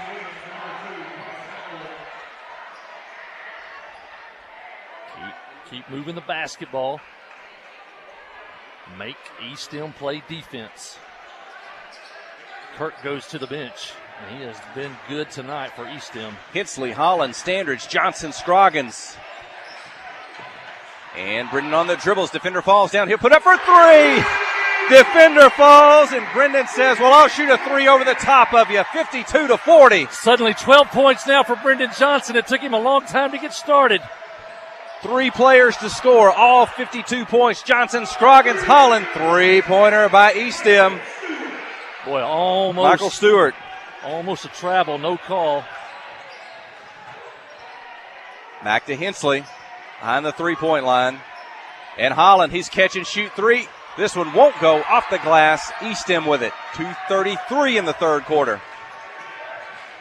On the dribble, get to the lane, spin, shot up. Basket good. They can score so quickly. That's why you don't want to shoot 52-45 on your offensive possession. Standridge, midcourt, man-to-man defense. Johnson, Holland, back to Sam. Gus, three-pointer, won't go. In and out. Rebound on the floor. East M's got it. Lob up high. Up over the rim. The alley-oop good. 52-47. Coach Judson Smith wants a timeout. I don't know if he liked that last play down the floor. Maybe, I don't know if he thought Brendan Johnson got pushed in the back. Eastham can score so quickly. That's why you got to get back for sure. But no lead is safe with Eastham with the ability to shoot those threes. They've only shot 5 so far here in the third quarter. They're shooting 19 in the first half. They're at 24 on the threes. They are 2 for 5 though here in the fourth quarter. Good timeout by Judson Smith. Kind of slow everything down, stop the momentum, and then you need to come back and get a quality possession here. And love to get maybe a Brendan Johnson or a Carter Holland touch inside the lane. Here we go. Clinton trying to get it. East M's got it on the dribble, gets the lane. Defense there, knocked it away. They recover. On the dribble, in the lane. Couple defenders. Get it up. Misses. Wow. Foul called on the shot. 2 free throws for East M. I think Judson Smith wanted a carry when they were out near midcourt, out near the top of the free throw line. Kind of lost control of it. Looked like he carried it, but no call by the official. But the Yellow Jackets were careless on the inbounds that started all that. Missed the first free throw. Xavier Walker at the line.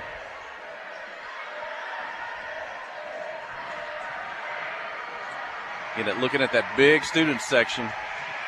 Second free throw's up. Misses. Rebound Carter Holland. Up the floor. Defensive foul at midcourt. I don't know. We played them in junior high, and we played their gym was the Arkansas School for the Deaf gym, and there's walls on each end. I don't know if they play there or not, but if they do, they're not used to people in the end zone, especially at home games. Brendan Johnson for 3. Another one. He can't miss in the second half from the three-point line. 55-47. 4 in the third quarter for Brendan alone. Foul on the shot by Eastham. 2 free throws upcoming. Hester Hensley will help him up off the floor. Gus Scroggins' third personal foul. Team's third. 1:23 in the third. J.J. Vasquez is going to check in.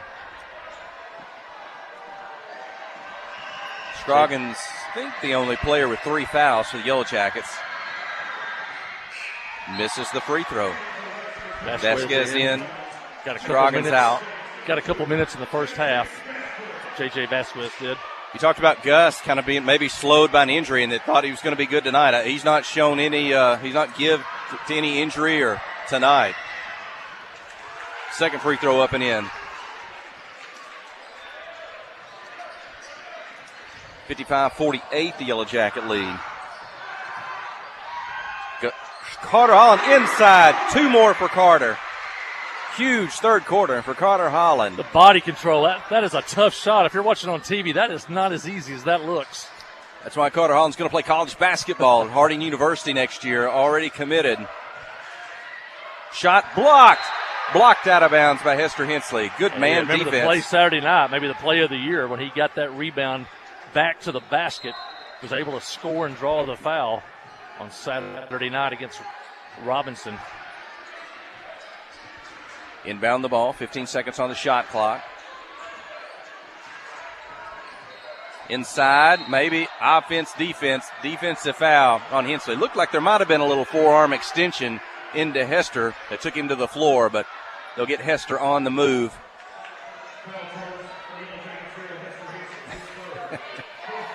Carter Holland saw a wet spot on the floor after the spill by Hensley. He immediately ran and grabbed the broom to sweep that up. Carter, he does it all. He does it all.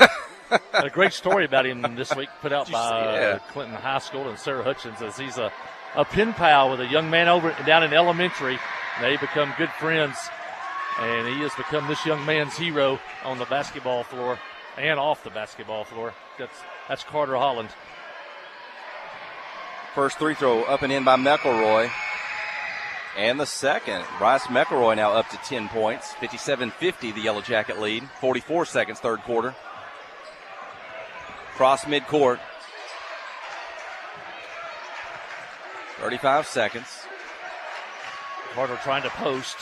He's got a height advantage on the inside. Hensley on the dribble. Whips it in the corner. J.J. Vasquez, three-pointer. Won't go. Rebound on the floor. Eastham on the run. Johnson defending. Basket good. McElroy. Take the last shot here. Don't give Eastham another chance. 10 seconds. 5-point lead into the third quarter. Get it to Holland. 5 seconds. 4 seconds on the dribble. Pull up three at the buzzer. Just short off the rim. And that'll do it. Third quarter. Yellow Jacks come roaring after the halftime break. They were down by,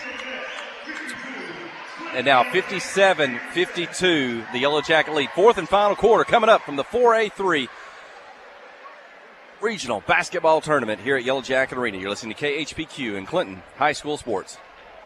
Friday night at the stadium is not the time to worry about your finances. Let First Arkansas Bank and Trust ease your mind with their mobile banking capabilities. You can check your balance, transfer funds between accounts, and even find the nearest ATM for dinner after a road game. The free mobile app is available on the iTunes Store and Android Market. You can cheer loud and proud for the Yellow Jackets because First Arkansas Bank and Trust has you covered. See a branch for more details. Equal housing lender, member FDIC.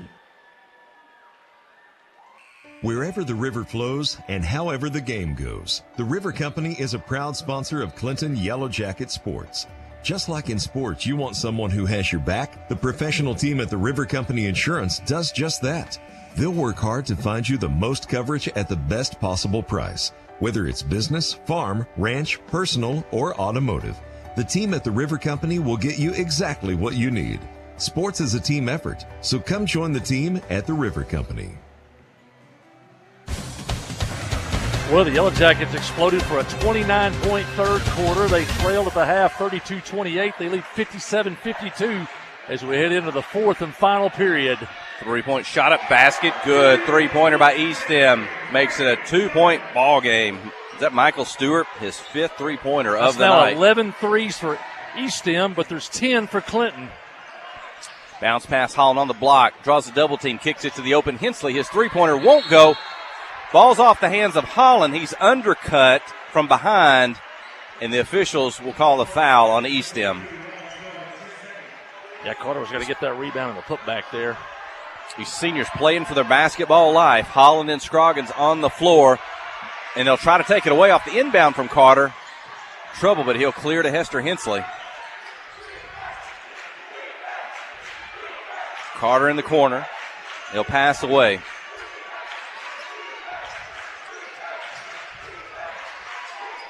Gus gets it in the corner. His three-point shot is up and good. Gus with a three. His fourth. He's got 16 points. 60-55, the Yellow Jacket lead. Eastham travel. Trying to. 7:02 remaining. Yeah, Yellow Jackets shooting at a high clip on the 3 points tonight. Coming into the season, coming into the night, Hester is 31% from three, Carter 33% from three, and Brendan Johnson shooting 45% from three. They're shooting at a big ball clip tonight. Movement. Scroggins open for another three-pointer attempt. It won't go, and Hensley's going to kind of come over the top or around the defender, trying to come up with a ball. Foul on Hester Hensley. His fourth personal foul, team second here of the quarter. Yeah, Hester did foul out of the ball game Saturday at Joe T. Robinson. He's going to leave the ball game. J.J. Vasquez in. Yeah, I want to mention, I want to thank Heath Holland for sending me the stats for the season. That's Carter Holland's dad, but Yellow Jackets shooting a pretty good clip tonight from beyond the arc. Now each team with 11 threes in the game.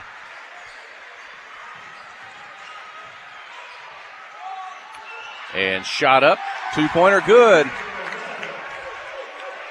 Josiah Howard, that's his first points of the night, I believe.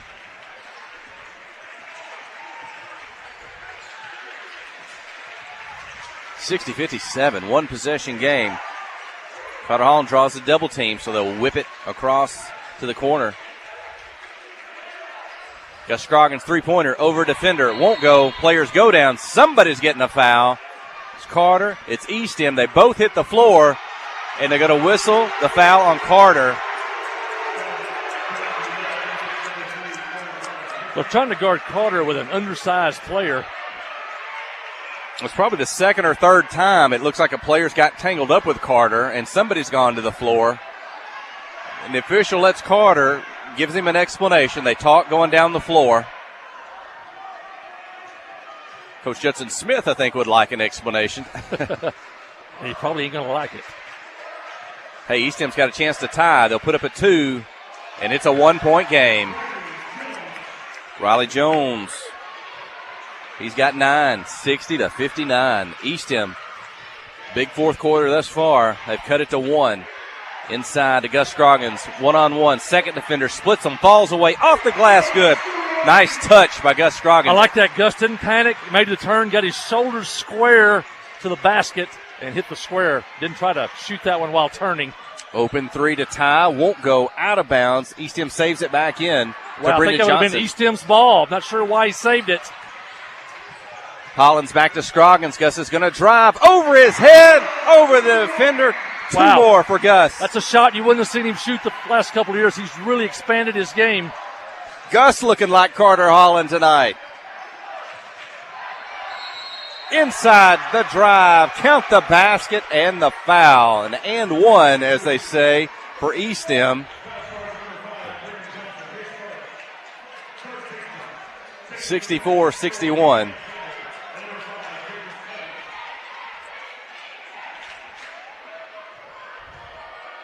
First foul of the night on Brendan Johnson.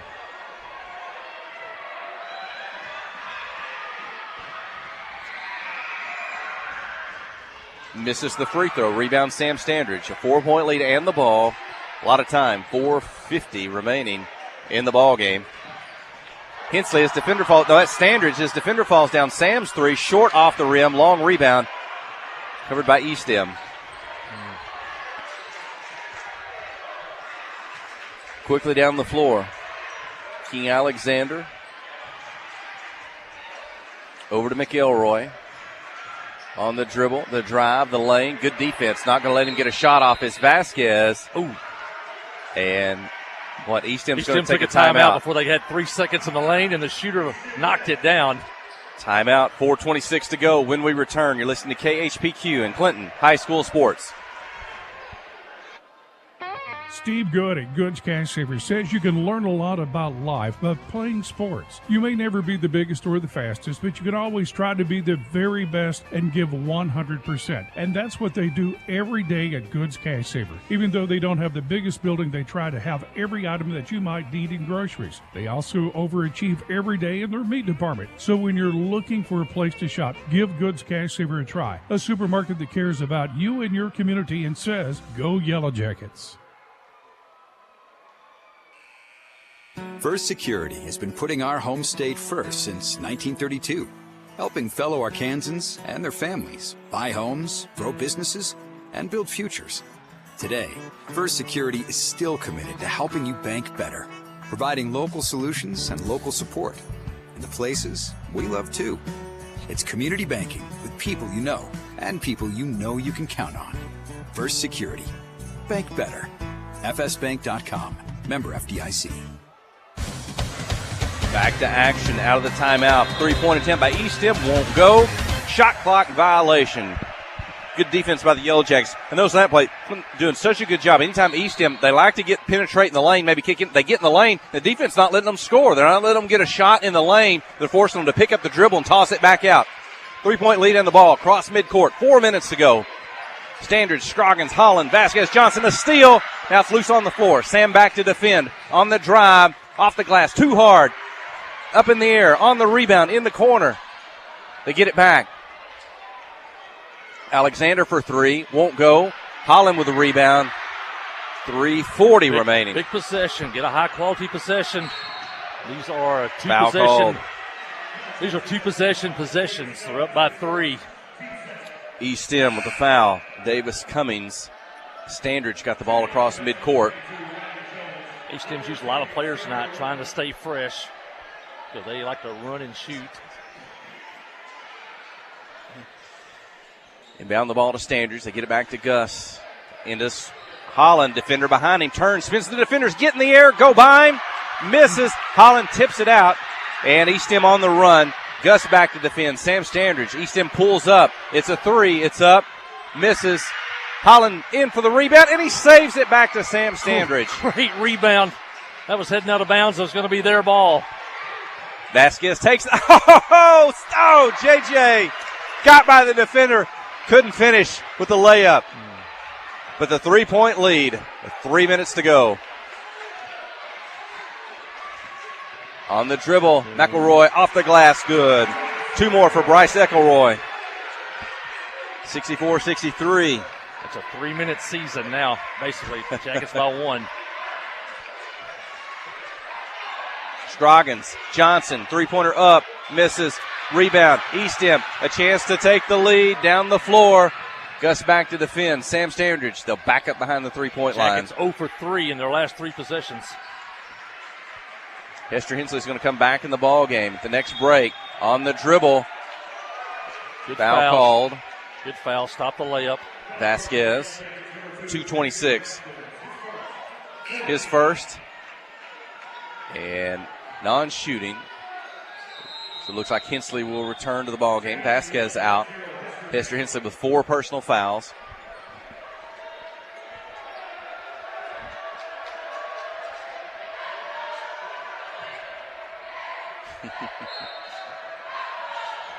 Inbound the ball, and Hester's picked up his 5th foul. They bounce pass it into the lane, and then Hester's momentum's going to carry him in. And he just picked up his 5th personal foul. JJ's right back into the ball game. 5th team foul on the Yellow Jackets, so 2 free throws for East Stem. I think that's Riley Jones going to the line.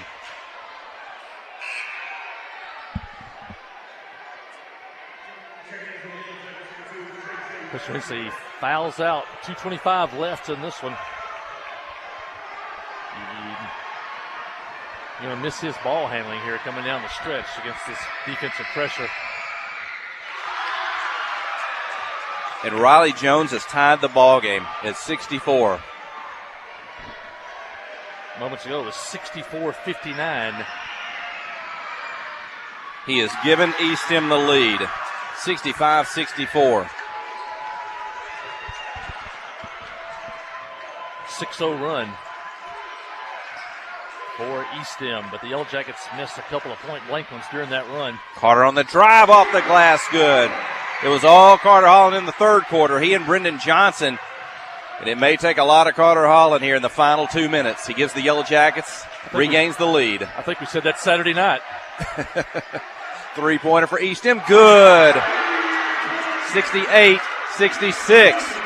Jason Williams, his first points of the night in the final 2 minutes of the game.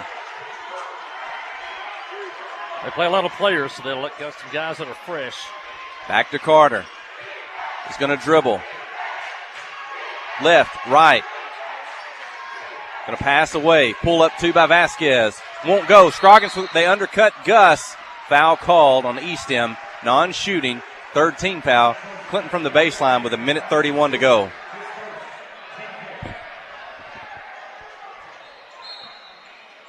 Inbound the ball to Holland. Quickly back to Vasquez. It's knocked into the backcourt. They'll try to run it down. East Stem's got it.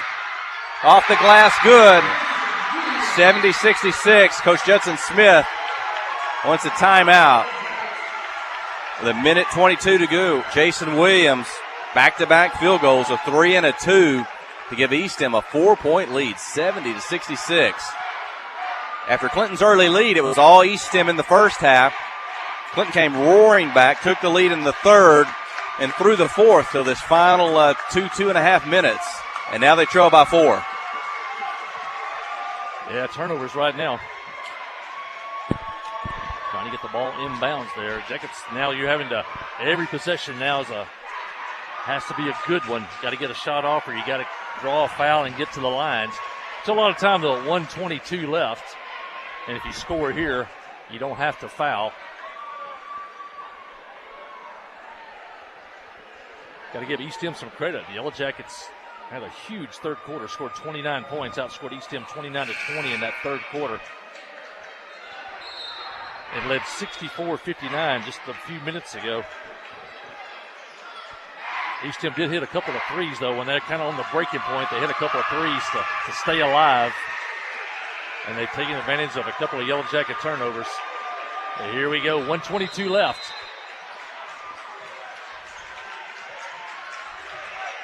Inbound the ball to Carter Holland. He's in the backcourt, man to man. You like it in his hands. Oh, it gets loose. It's on the floor. East End picks it up. They're going to drive, dunk. 72-66. 1 minute, 5 seconds. Carter Holland, pull up three. It's good. Carter answers, and a timeout.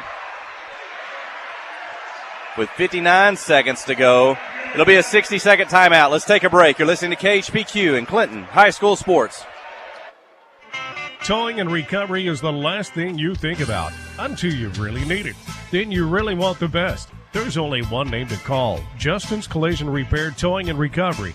They have the largest and latest model recovery fleet in North Central Arkansas. From small towing to heavy-duty towing, Justin's Collision Repair Towing and Recovery on Highway 65 in Clinton is the one to call, 745-2992. That's Justin's Collision Repair Towing and Recovery, 745-2992. Hi, this is Savannah from North Arkansas College. At North Ark, we realize that all students have obstacles to overcome before enrolling in college courses. Whether it be finding money to pay for classes, making accommodations for disabilities, or helping parents pay for expenses such as daycare and fuel, we can help. To learn more, visit northark.edu/welcome2025 or text our recruiters at 870-621-2941. And remember, at North Ark, we believe in you.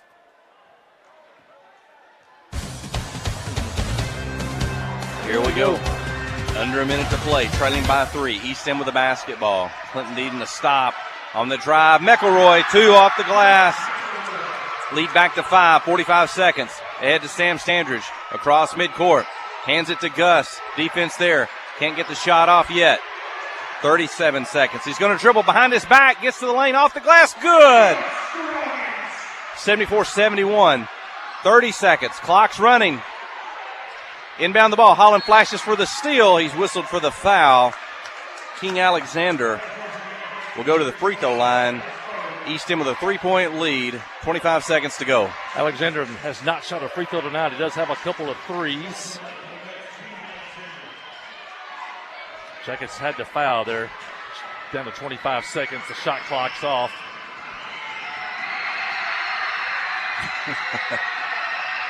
Alexander makes the first. He's got 7 points. A 2-possession game. You can't fault the student section of the cheer squad. Everything they can to distract him. Alexander's second is good. A 5-point lead, 25 seconds. Clinton basketball, pressure in the backcourt. Collins going to try to inbound to Standridge. They get it to Sam. Up the floor quickly across midcourt. Holland the trailer. Back to Scroggins. Defense there. Back to Carter. Put up a 3.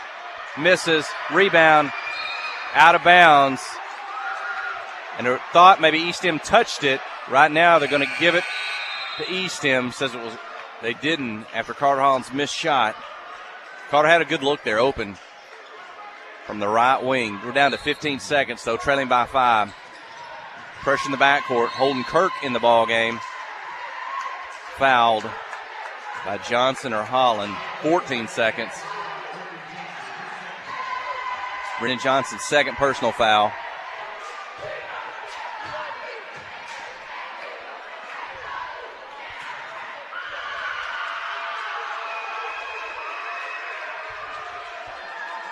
And Holden Kirk, he had a big first half. I think 11 points with 3 threes. And I don't know that he's played as much here in the second half. He's going to miss the first free throw. He'll have a second. Got to get the ball down as quickly as you can. If we have any timeouts, take them.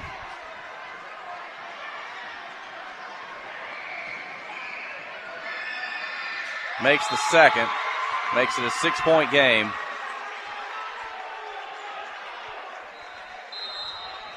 Inbound the basketball. They get it to Holland. Quickly down the floor, across midcourt. He'll put up a three. Miss. Inside. Standards the putback. Gets it to go, and a timeout. But we're down to 5 seconds.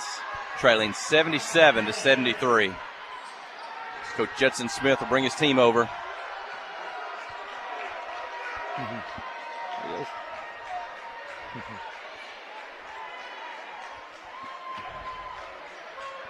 Well, they slowed them down the second half on the threes. They only attempted 9 in the second half after attempting 19 in the first half.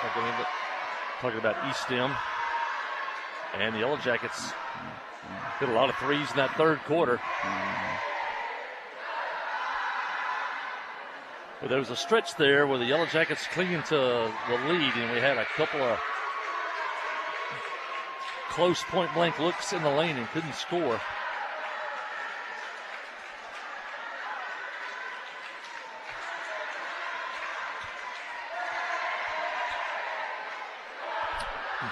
Well, down to 5 seconds. A couple of seniors on the floor, Scroggins and Holland. There you go. What's up, man? Good to see you. Zane Widener walking by the booth. Hey. Former Yellow Jacket, now UCA Bear. And Eastham, 4 guys along the baseline. They're going to throw it deep, just try to outrun everybody, use some time. Sam Standridge ends up with it. He'll get it back to Gus. Final shot, half court, won't go. And Eastham wins the ball game, 77-73, as they'll celebrate with their student section coming out onto the floor, at least in the end zone. And the Yellow Jackets senior boys, what a fun season it was. It's going to come to an end here tonight at the 4A3 Regional Basketball Tournament, as they'll shake hands at midcourt, as these seniors will finish their basketball career here at Clinton High School. One last time, they're going to come to midcourt with a cheer squad for a post-game prayer. Good ball game tonight. Yellow Jackets come up on the short end of the stick. It's been a great season. Another trip to the regionals for the Yellow Jackets with a 20-win season, a third straight for the Yellow Jackets. And come up one game short of getting to the state tournament. And a great career for some seniors tonight that'll end their career.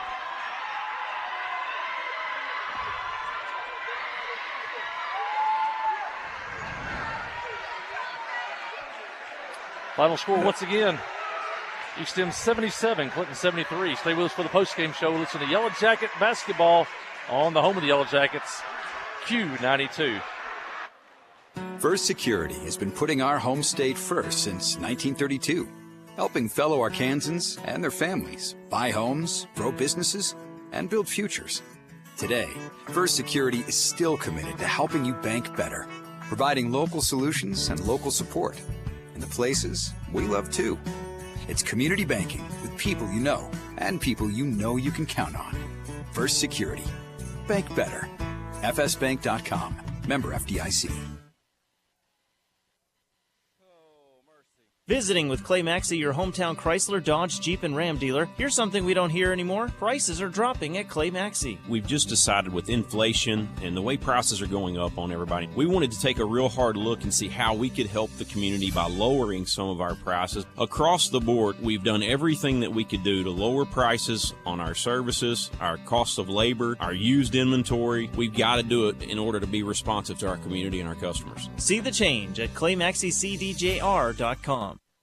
Friday night at the stadium is not the time to worry about your finances. Let First Arkansas Bank and Trust ease your mind with their mobile banking capabilities. You can check your balance, transfer funds between accounts, and even find the nearest ATM for dinner after a road game. The free mobile app is available on the iTunes Store and Android Market. You can cheer loud and proud for the Yellow Jackets because First Arkansas Bank and Trust has you covered. See a branch for more details. Equal housing lender, member FDIC. Adventure awaits. And with the all-new lineup of Chevrolets, those adventures can become reality. Joe Lee Chevrolet has the best lineup of cars, SUVs, and trucks ever. Why go from A to B when imagination can take you everywhere? And remember, when you need service work, Joe Lee's service department can keep your Chevrolet running like new. Make your best deal today at Joe Lee Chevrolet in Clinton. Find new roads in your new Chevy vehicle. Towing and recovery is the last thing you think about until you really need it. Then you really want the best. There's only one name to call, Justin's Collision Repair Towing and Recovery. They have the largest and latest model recovery fleet in north central Arkansas. From small towing to heavy-duty towing, Justin's Collision Repair Towing and Recovery on Highway 65 in Clinton is the one to call, 745-2992. That's Justin's Collision Repair Towing and Recovery, 745-2992. Visiting with Clay Maxey, your hometown Chrysler, Dodge, Jeep, and Ram dealer. Here's something we don't hear anymore. Prices are dropping at Clay Maxey. We've just decided with inflation and the way prices are going up on everybody, we wanted to take a real hard look and see how we could help the community by lowering some of our prices. Across the board, we've done everything that we could do to lower prices on our services, our cost of labor, our used inventory. We've got to do it in order to be responsive to our community and our customers. See the change at ClayMaxeyCDJR.com. Yeah, back here at Yellow Jacket Arena, the Magic ran out here tonight from the senior boys as they fell to a very good East End team by a score of 77-73 in this one as they jumped out to a 9-3 lead early, 11-5 also, and trailed 21-15 at the end of the first quarter. At the half, they trailed 32-28, but had a huge third quarter, outscoring East End 29-20 in that corner. In fact, Brendan Johnson 3 threes, Gus Scroggin 2 threes, and Carter Holland had a couple of threes in that third quarter, and it looked good for the Yellow Jackets heading into the final period, but East End kept chipping away on the Yellow Jackets as Clinton led at 60-57, 64-59, and finally at 64-61, East End went on a 5-0 run, took a 65-64 lead. Clinton retook the lead 66-65. Within a 5-1 run by East End made it 70-66. Jackets got as close as 72-69. And then East End would go on to win by a score of 77-73. Look at just some of the scoring for East End. Michael Stewart with 14, Bryce McElroy with 5 in the first half, and then 7, 9, 11, 13, 14, 16. He'll finish the night with 16 points on the night. Holden Kirk had 10, 12 points on the night, and Riley Jones with 4, 7, 10, 12, 14 for Jones on the night for East End. Yellow Jackets, one of the problems tonight was not enough balanced scoring for the Jackets. It pretty much all came from 3 players.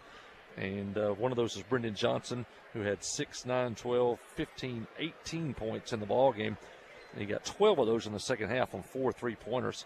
Gus Scroggins, his final game in the black and gold for the Yellow Jackets. He'll finish the night with 22 points on the night, including 4 3-point baskets. And we're definitely going to miss Big Gus.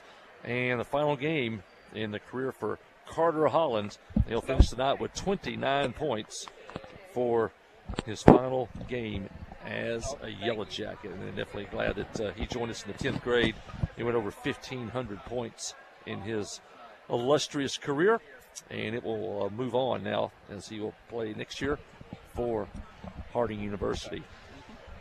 Also, Sam Standers with 2 points on the night for Clinton. Yellow Jackets with 1, 2, 3, 4, 5, 6, 7, 8, 9, 10, 11, 12 3-pointers on the night for Clinton. Looking at East End, who shoots a lot of threes. They had 2, 3, 4, 5, 6, 7, 8, 9, 10, 11, 12. Each team with 12 threes.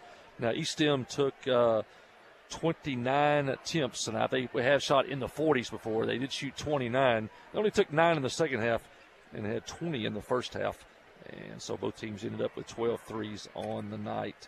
East End will move on. They're now 24-10 on the season, and they'll move on and play tomorrow night at 8:30 and I guess they will take on Moulton. No, that's not right. They'll take on. They got to play the number 1, don't they? Play Mills. Yes, right. Rock They'll Mills, play Mills. Senior Boys. That's right. Yep. Yep. Mills on that side of the bracket. Yep. Right. And the Yellow Jackets season comes to an end, but it was a good one as the Yellow Jackets finished the year 20-11 on the year, the third straight 20-win season, and that's a mark of excellence to win 20 ball games in a basketball season. 20-11 final record for the Yellow Jackets. They'll finish 13-3 here at Yellow Jacket Arena. So you think in that ball game, if you tell us before the start of the game, Clinton's and Easton, we're going to match them on 3-pointers, more or less. We're going to have a 29-point third quarter, and you think I like our chances. And it does come down to the end, what ends up in a close game at the end. And so really just two good teams. You and I were talking about off the air.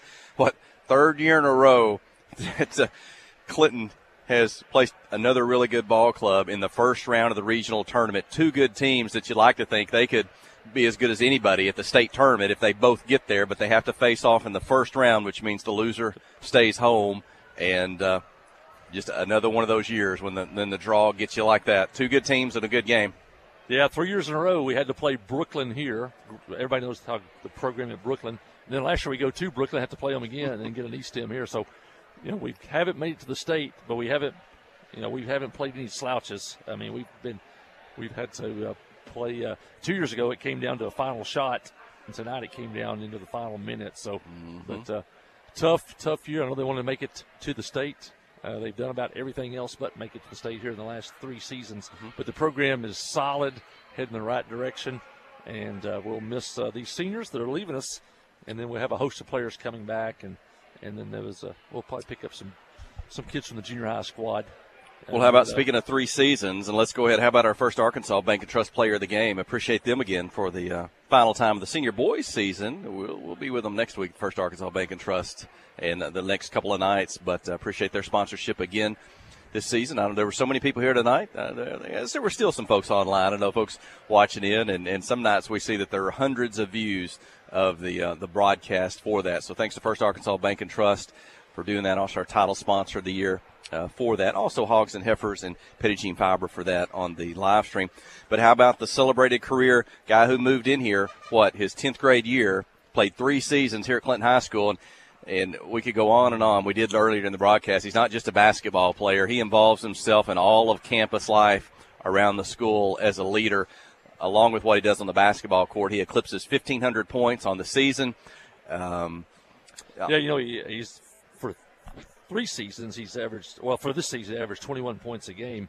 Over 3 seasons, he's averaged I think close to 18 points a game because you have to go back into your 10th grade year, and so to average that over a 3-year period, he scored over 1,500 points. He also this year he was 50% from the field, and that's great shooting. From the field for an outside shooter. We're not talking just a postman that makes all his shots on the block.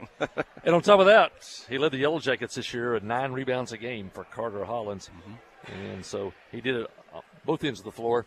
Great shot blocker. He was a great rim protector. You could really do some things on defense when you had him back there to protect the rim. So definitely Harding University is going to get a great player and an even better person. And we're going to miss him all over campus, not just on the basketball floor, as he became quite a fixture here in just 3 years at Clinton High School. Yeah, thanks to Carter. And how about some of those other seniors we could mention?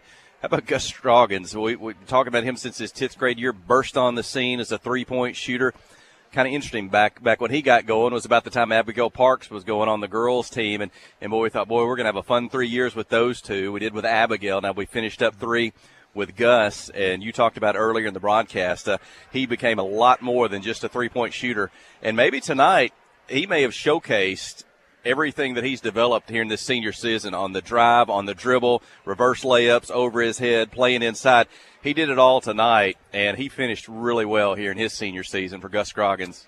Yeah, and just changed his game over the years. The first couple of years he burst on the scene. I remember that. I guess we were up at Harrison at the North Ark tournament. He comes off the bench, I think it might have been against Shirley, hits bams like 3, 4, 5 3-pointers just like that. And he was a tremendous outside shooter, a weapon against zone defenses, and kind of a spot-up shooter, but really expanded his game this year. Shoot the 3 still, but could go inside and score like you saw tonight. Some really nice, nifty post moves on the inside. and rebounding. Man, he really became a good rebounder this past year, too. And so they're going to miss Gus, another high-quality young man, too. And future is definitely bright for Gus. And how about our three-point shooters? I don't know, he didn't get as much time as he wanted off the bench. I remember the season started with a black and gold game, and it was a three-point palooza that night. And I thought, if this team's going to shoot like that this year, we are in for something special. And they did at times. They did tonight. They shot well three-pointers the last season. One of those guys, Reese Fosco, so just kind of thought of him as a three-point specialist. And you give him a chance, you get him in a game, he's going to knock down a three. We saw that through the year. And he's a good team player, too, and as far as the school and keeping up with the team and promoting that, and always enjoy seeing Reese and opportunity to be successful. And one thing about Reese, hard worker. You'd come in here on a weekend or a Sunday or something. He's in here shooting all the time. Had to overcome some injuries. Broken leg, I think, last year, year before. He had to overcome some injuries. Never gave up, kept playing hard. And Reese Fosco, another outstanding young man, great family. And Reese Fosco. Also, Will Alexander. Will Alexander, part of the tennis team. Also had played basketball over the years, and always just part of the program, doing anything he could to contribute. And another great young man, another great family. And but Will Alexander, always fun, always got a smile on his face. And so, and I'm thinking, and William McFall. Yep. I think another senior team. Got a few minutes here and there throughout the season, and to round out that roster for Coach Judson Smith. And we'll see. I don't know if Williams got other spring sports or things going on that he may be involved in. But Jackets will return Brendan Johnson, J.J. Vasquez, who got lots of playing time, Sam Standridge, of course, Hester Hensley, guys that got a lot of minutes this year, and returning for next year's team, along with some players moving up also. So it'll be sad tonight, and they'll turn the page and go back to work. I know Judson Smith they'll get back to work, and they'll keep chipping away so they can finally break through. And and we'll certainly we'll have an opportunity the next couple of nights. We'll have an opportunity next week at Magnolia. So after things maybe kind of settle for 24, 48, 72 hours, maybe we'll get some of those guys or get Coach Judson Smith on the radio with us and talk about the season. And I wouldn't be surprised if the buses load up and head off to Magnolia next week. As far as that is away, I wouldn't be surprised if you see some of those senior boys and coaching staff that'll make that trip and cheer on their classmates, the girls. And that's great wins this year. We'll beat Arkadelphia here, beat Star City here. This same group was last year beat Cabot. And, of course, who forgets a lot of this group beat Little Rock Christian last year. They were ranked number 1. And so they've had some great wins. Exciting win over Joe T. Robinson both the last year and this year. And, of course, those seniors will graduate never losing to Heber Springs, which is something they'll probably remember more than anything. And so they've had great careers. They'll be sad tonight, the next couple of days, but they'll look back and be glad that they played on teams that won 20 games and got to play big games in this arena. A lot of places are not fun to go to or play. There's nobody there. These kids they've been, I'm not sure if spoiled is the word, but they've been, they have the opportunity to play in a fun place and a nurturing place like Clinton that loves their school and loves their sports. So one thing neat for them, too, and I've never have sat down yet and put it all on paper, but we talked about the girls and the boys. I don't know if they have the strength of schedule would be the strongest statewide, but it'd be up there with anybody. They have played all classifications, all teams from all corners of the state in regular games and tournament games, and you say 11 losses, but if you look at who they played in the classifications, they've traveled well, and they certainly have played up in their opponents. I'll mention once again the fans. We're not through. The girls play tomorrow, but fans rolling back out again. Just when the game's on, here they come, and the fans that listen along the line, and guys like Mr. Sam Shannon and Miss Becky just sent us a message.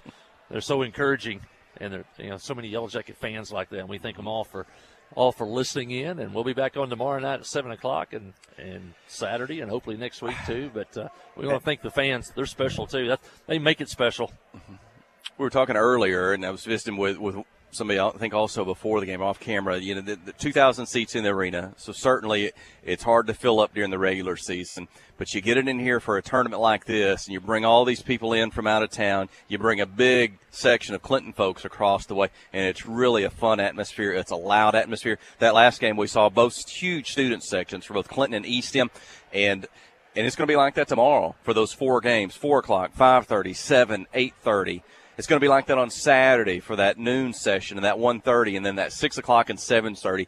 So if you have any chance of all to come out and see basketball, and for the last time at home this season, tomorrow and Saturday, it certainly will be well worth your time, well worth your expense to come out and see this. And folks from out of town, they rave about the tournament, how they're treated here, how the hospitality room and the concession stand always as well. So come out and join this big home crowd and all these folks and this atmosphere the next couple of days.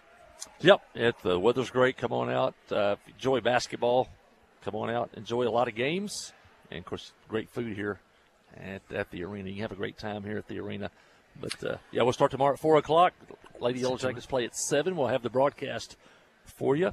And then Saturday, the third-place game starts at 12 noon and at 1:30. And then we have the championship games at 6 and 7:30 on Saturday night. So it's to be determined. We'll see how the Lady Yellow Jackets do tomorrow night.